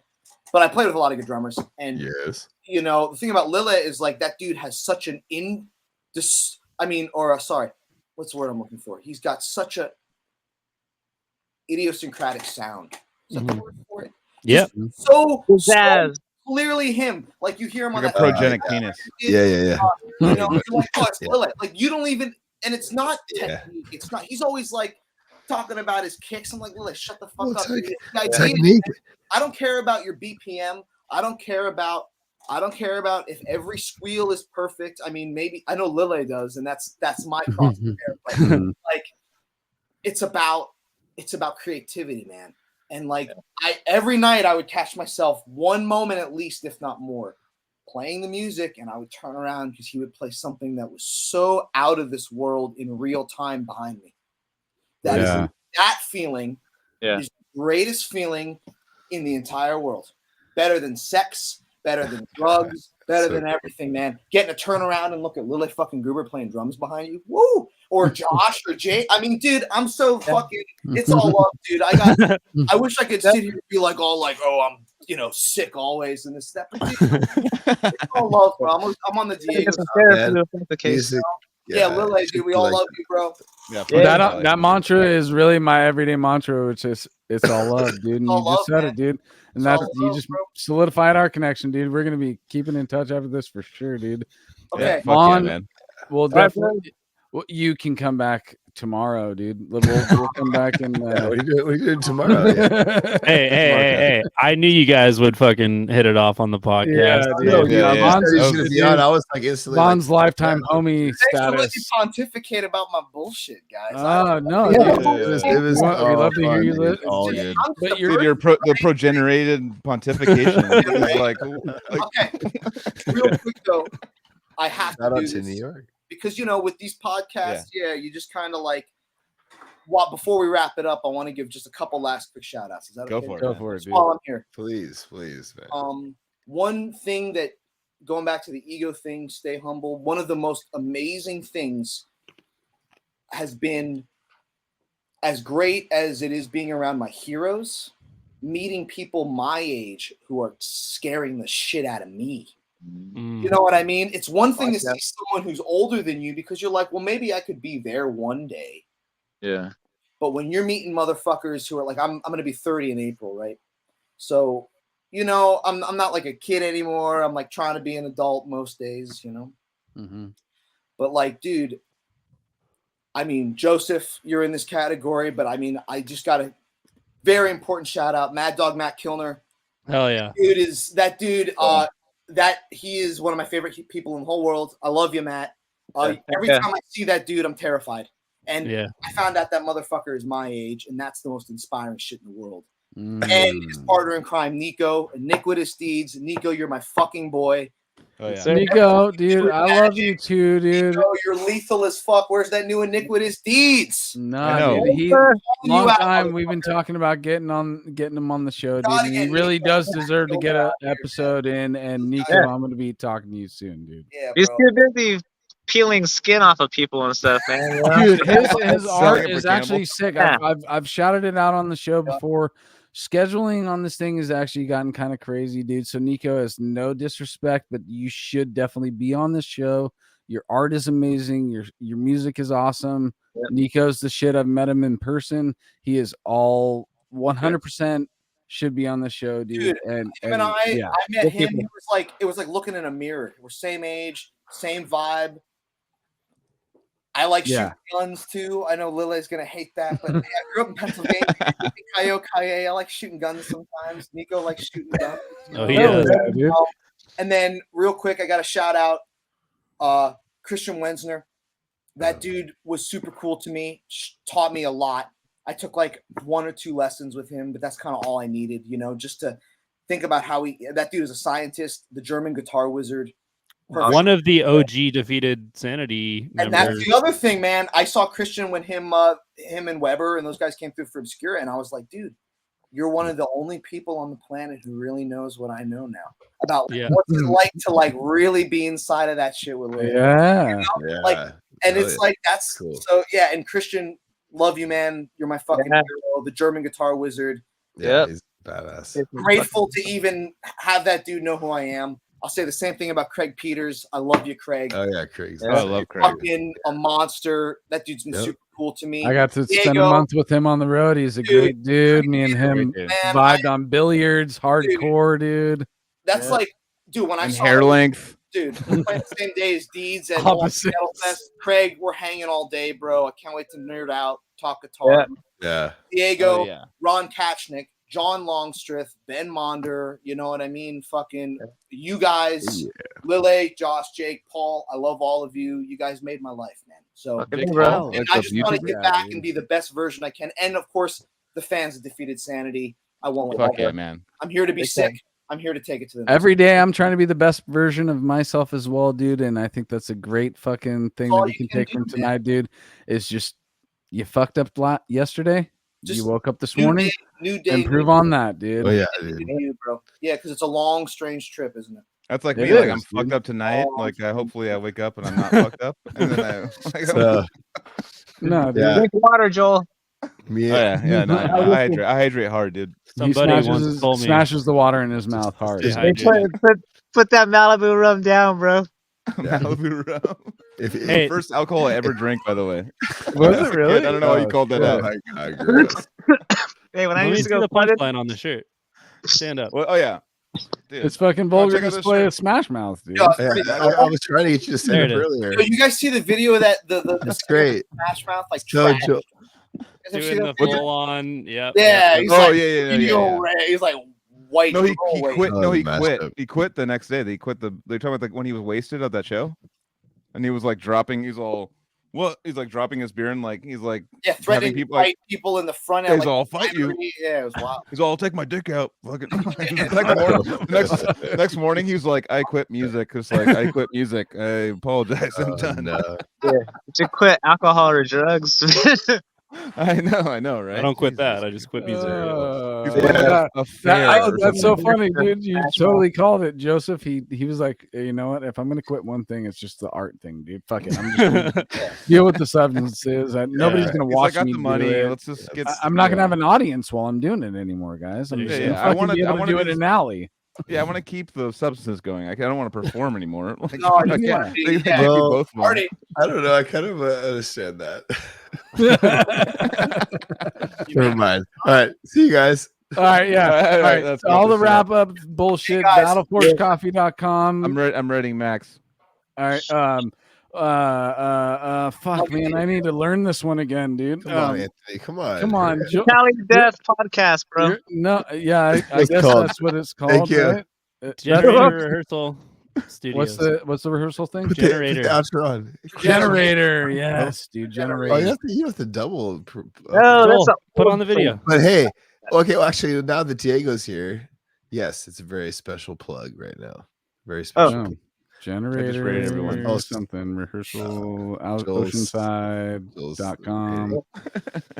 Joel, do it. Already did. So Diego, there it is. Diego, tell us about your experience at Generator Rehearsal Studios. Well, originally I used to jam out with KC over there, with his spot, and then he ended up selling it to a family friend that I've known. His sister, his name is Ben Pincock. And his sister's Amanda Pincock, and dude, I've known her since middle school. Damn. 7th grade. So all of a sudden, KC says, "Oh yeah, I'm gonna sell the place." And I was like, fuck, man. I thought he was gonna. Every time KC has a new transition, I think he's moving up north. Yeah. And I'm like, you're like, this is my bro. We never see each other, but he's like always right there. He's like not far away. Yeah. And so all of a sudden he says, "Oh yeah, he pays in a." It's gonna name it Generator Studios. And I'm like, I know this band Generator. It's like a punk rock fucking band, like old Pennywise and Lagwagon and that kind of stuff. Oh yeah, Generator's like a Bad Religion. Yeah, Bad Religion feel for sure. Yeah. Oh, it's his cover band, huh? Yeah. So all of a sudden, Casey's like, "Oh yeah, fucking band." So I go over there, to jam out with Casey and actually with Joseph too for TV fucking shit. And next thing you know, man. Universe fucking puts one bro in another bro's hands and they pass it on to the next bro and everybody's hanging out and he's still there, Kept it in the family. Yeah, man, taking care of shit. And it's he plays the drums, dude. He's a sick drummer and he's a vocalist in that Bad Religion Generator, which is the Bad Religion cover band. And yeah, dude, beautiful people, bro. Rooms for fucking rent. Yeah, just anybody need a jam space. In fact, there's an old story of like the first time I met Diego was at a jam space back in Claremont or no, Miramar. Yeah, whatever that area is. Yeah, Universal Sound. Back when I was in high school, just practicing with AJ, and you guys had like all this porn on the wall, magazines, dude, not digital, like magazines. Like, that was Ricky's wall. You know that's his wall, but it was gotta stay fucking inspired. Yeah. Dude, it was behind us. So me and Ben got to sit there and be like, "Oh yeah, like you sound really good, Ricky." You know, like yeah. Never mind all those beautiful naked women behind you. You know, it was his wall, but he didn't look at him as he came in. Hey Ricky, what makes you go so fast? Power fucking, dude. Just fucking chicks, dude. Just makes me go as fast as I can, dude. And then you see Ricky's style is just so fucking like it's like if Kevin and him made a band together where Ricky was on drums and Kevin was on guitar, it'd be the most muscular fucking death metal band on the planet. I don't know how Ricky was sustaining that shit, man. Like, dude, he was still good. Yeah, dude, it's like his whole dude. I ain't never seen anybody like the videos from the golden era, right, Diego? Like the golden era. It looks like they're sped up. They look like sped up videos. Like the way his body's moving, looks like faster than it is. And when you see it in person, you're like, it looks faster than it is, but it's that's real. It's in real time, man. That's such a new problem that we have. Like, there's like drummers that like have to hold up iPads with like counters on it to be like, and then like play, like have it in the background to be like, I'm not speeding up. I swear to God, I'm not speeding up because it's like such a double down on our resident homie, the professor. Playing every single thing that Ricky ever did and playing it fucking like a fucking savage, dude. Yeah, legit. Dude, major. This would just be a good time to again shout out Joseph. Well, I wanted to say when Vaughn tabbed that Perverse Manifestation song and helped for us doing the song live with the bass player. When Diego was looking for somebody to tab, I was like, dude, he's not gonna find anybody. Like, there's no one who can tab Discord songs, like except me. I'm the only one who can do it. And then when he like, Joseph, there's a screenshot of you and him over Zoom or whatever. Yeah, I'm like, I don't know who this guy is, but I'm sure he didn't do it right because this is, there's no one's gonna be able to do this. And then I like got the tab and I'm like, damn, this is pretty good. So I actually knew Vaughn was sick before I even heard him on guitar. I was just like, oh yeah, he can like tab this stuff. That's more impressive than most guys I see at a show or whatever. Well, then with respect to the you played it riff by riff too, and I was like, oh, no, this guy's learning my shit. With respect to the Ricky thing, now that I've learned all his parts and discords, then I just have to become the vocalist of Suffocation next. I thought you were going to say that. I have to learn all of his parts and Suffocation. I thought you were that would be amazing. That would be so sick, dude. I'd pay all the money I have to be like, have like the devil. You might have a chance. Cali says we're quitting all our jobs. We're gonna go on tour with Suffocation because we all have to jump on the instruments that we're getting. It's like we all have to do the thing. It's like, all right. It's like we have 1 week to do it. What if we follow Suffocation and we play in the parking lot every night as Suffocation? Yeah. You know what I mean? Like, see that Foo Fighters video with case of what, you know what I mean? We have what? Yeah, we got enough. We'll call ourselves Fussication, dude. Hemorrhagecation? Hemorrhagecation, dude. No, you've seen that Foo Fighters song where they all like learn to fly. They all play the drums. Like they all learn to fly. It was like 300 or 3,000. Yeah, like 300 or whatever. The biggest drum concert in the world. Yeah, like right. So imagine that, like my nightmares. We have to organize that. It's like Infecting the Crypts, just like 300 drummers, just like Turns into like white noise. The heaviest fucking thing ever, dude. Jokes aside, though, it's like I heard. I think it was either in the Diego podcast or one of the other ones I had checked out recently, where it's like Suffocation is probably the most mentioned band on this podcast. Oh yeah. For sure. And Pierce from Within is the most mentioned album. This is the last. I know. Anthony's like, get the fuck. No, you can keep going, dude. I'm on your time, so I'm thinking of you right now, dude. So I have one vest, right? I don't really wear it, but I always wanted. Oh, Joel, it's reality's coming back into you right now, dude. But. And I'm Protoquin patches and everything, but that's so funny. That's not me. I'm not gonna have a jacket with 1,000 patches. I just posted about this. Yeah. But like, man, I'm like you need to have one patch and let everybody know what you're really about. Damn. Okay, I like it. I like it. Yeah, dude. Yes. There it is, dude. That's the bottom line, dude. That's two the bottom patches. line, dude. You got 2 patches though, so you're What's already the other kind of. one on the. Oh, you're right. He's got a Brodequin teddy. I got the Blackheart Oh, guitar. Blackheart. I thought it was Brodequin. No, I mean, It's far away. Sorry. You're right. It's a double. You're totally right. But 2 patches for one vest isn't bad. Find the smallest suffocation patch you can have, and just put it like in the middle, like somewhere. That's so explain it for the audio listeners. What? Oh yeah, we so just saw a battle vest, classic battle vest, the metal vest where everybody throws their patches on. But on Vaughn's version, it's the upper left, just like it's a fucking work shirt, but then on the back it's the main patch. And actually, that made a fun little game for me. I'm like, if you had a vest and you can only put the what employee name tag patch right here, and then the main patch on the back, would it be the same? And if it isn't, who are the 2 difference? And who do you make your main on the back? Who do you make employee? What do you mean employee? That was just a reference of where it is. Come on, dude. Oh, okay. You're talking about uniform. Okay. Yeah, where it's supposed to go. If you had a, I want to get a Traps Auto Mersey, dude. Suffocation on the back. On fire, dude. Forge on the pocket, dude. Suffocation. Yeah, baby. Forge on the pocket. That's it. Sorry. Breathing on the back. Keep going. I want Casey sick more often, dude. Be right back. Is I ran out of drinks. I got to get a couple more or something. I don't know. Well, he has to stay hydrated because he has 103 temperature. I've been sick for like 4 days. I haven't had a drink in a minute. Let me get. When you say, "Baby, lock them doors and turn them lights down low." He disappeared. Is the Blackheart Guitars a company you sponsor, or? I mean, I yes and no, I guess. You know, play them? I inherited Ronnie's original Blackheart Elite. He basically hooked me up with pennies on the dollar. You know, he just did the whole thing because I was playing a 7 that was like, you know, something I picked off the rack at a Sam Ash. I call it Slam ass.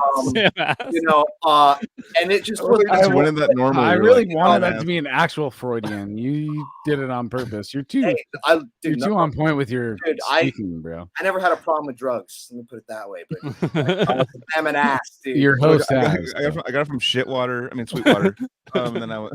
Yeah. No, I love Sweetwater, by the way. But so yeah, Ronnie hooked me up because he could see, like, he was like, dude, you're playing better than that guitar. It's time that you get a big boy instrument. You know what I mean? Mm-hmm. You know what's interesting is, so I was doing a lot of 7 stuff and playing all the Malignancy stuff, and then with Reviled we were playing 7s, and that was cool.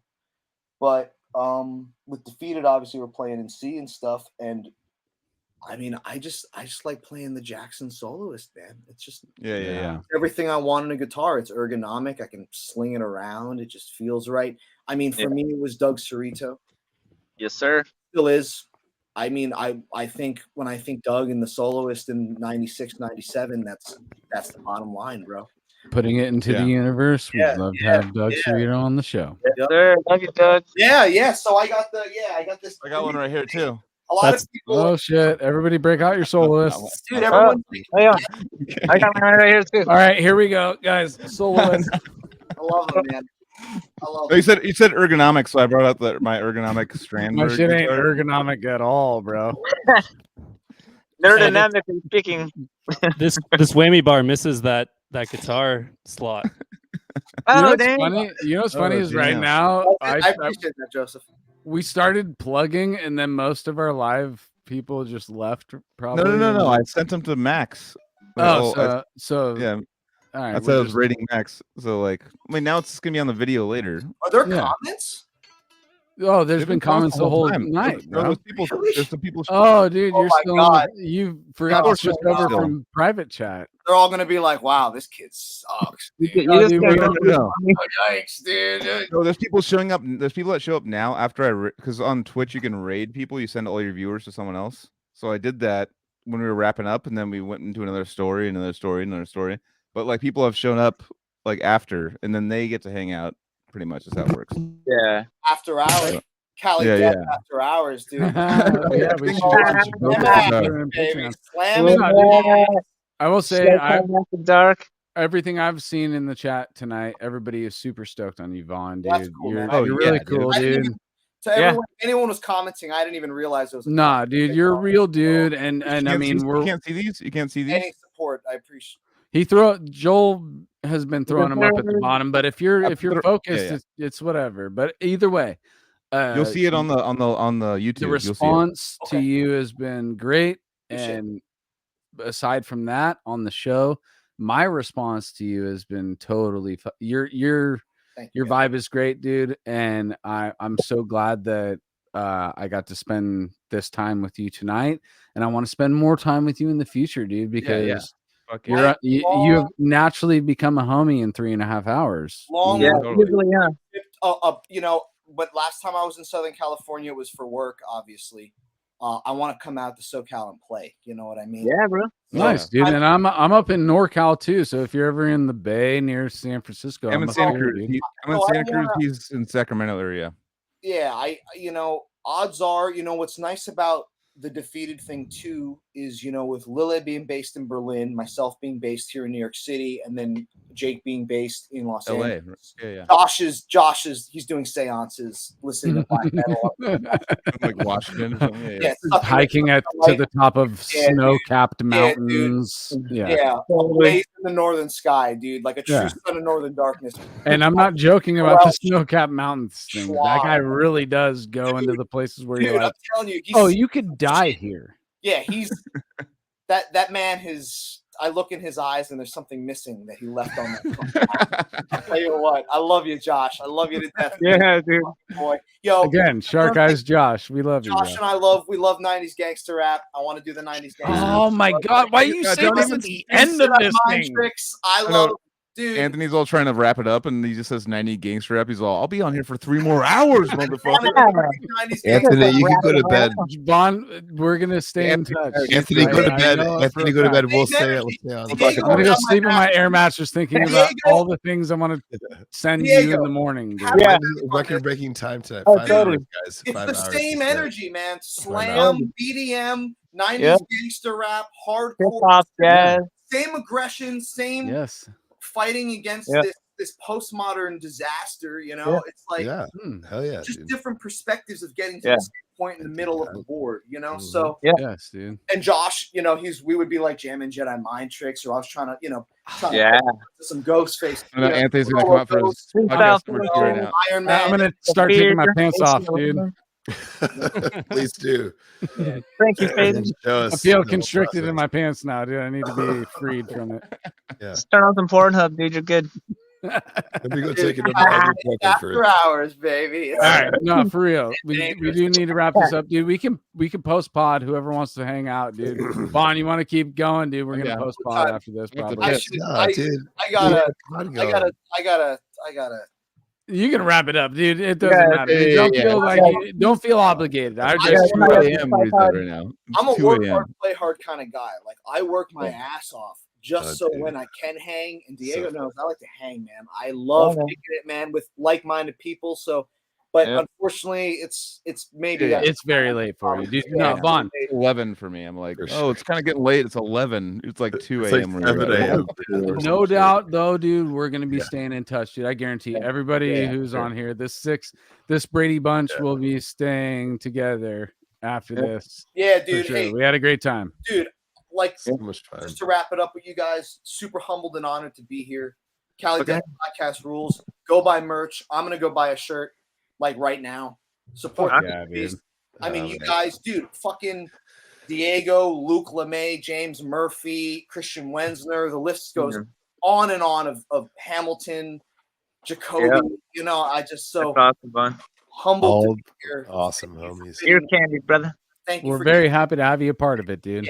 And yep, keep following all things Defeated Sanity. Like I said, big tours coming up, new album, new everything. So look out, and I look forward to seeing everybody, you Defeated fans on the road. Diego, I love you to death, my fucking hero. I'll see you, brother. Yep. Look for that Defeated Sanity. Joel, Divinely Vomit, Cephalotropy tour coming up. Oh yeah, dude. Hell yeah, brother. Battle Force Coffee, Cali Death Podcast, BigCartel.com. Refrigerator. Go to the fucking generator rehearsalstudios.com and love your life and move on. Yep. I wasn't ready for this. All right. Bye guys. Take care and pass.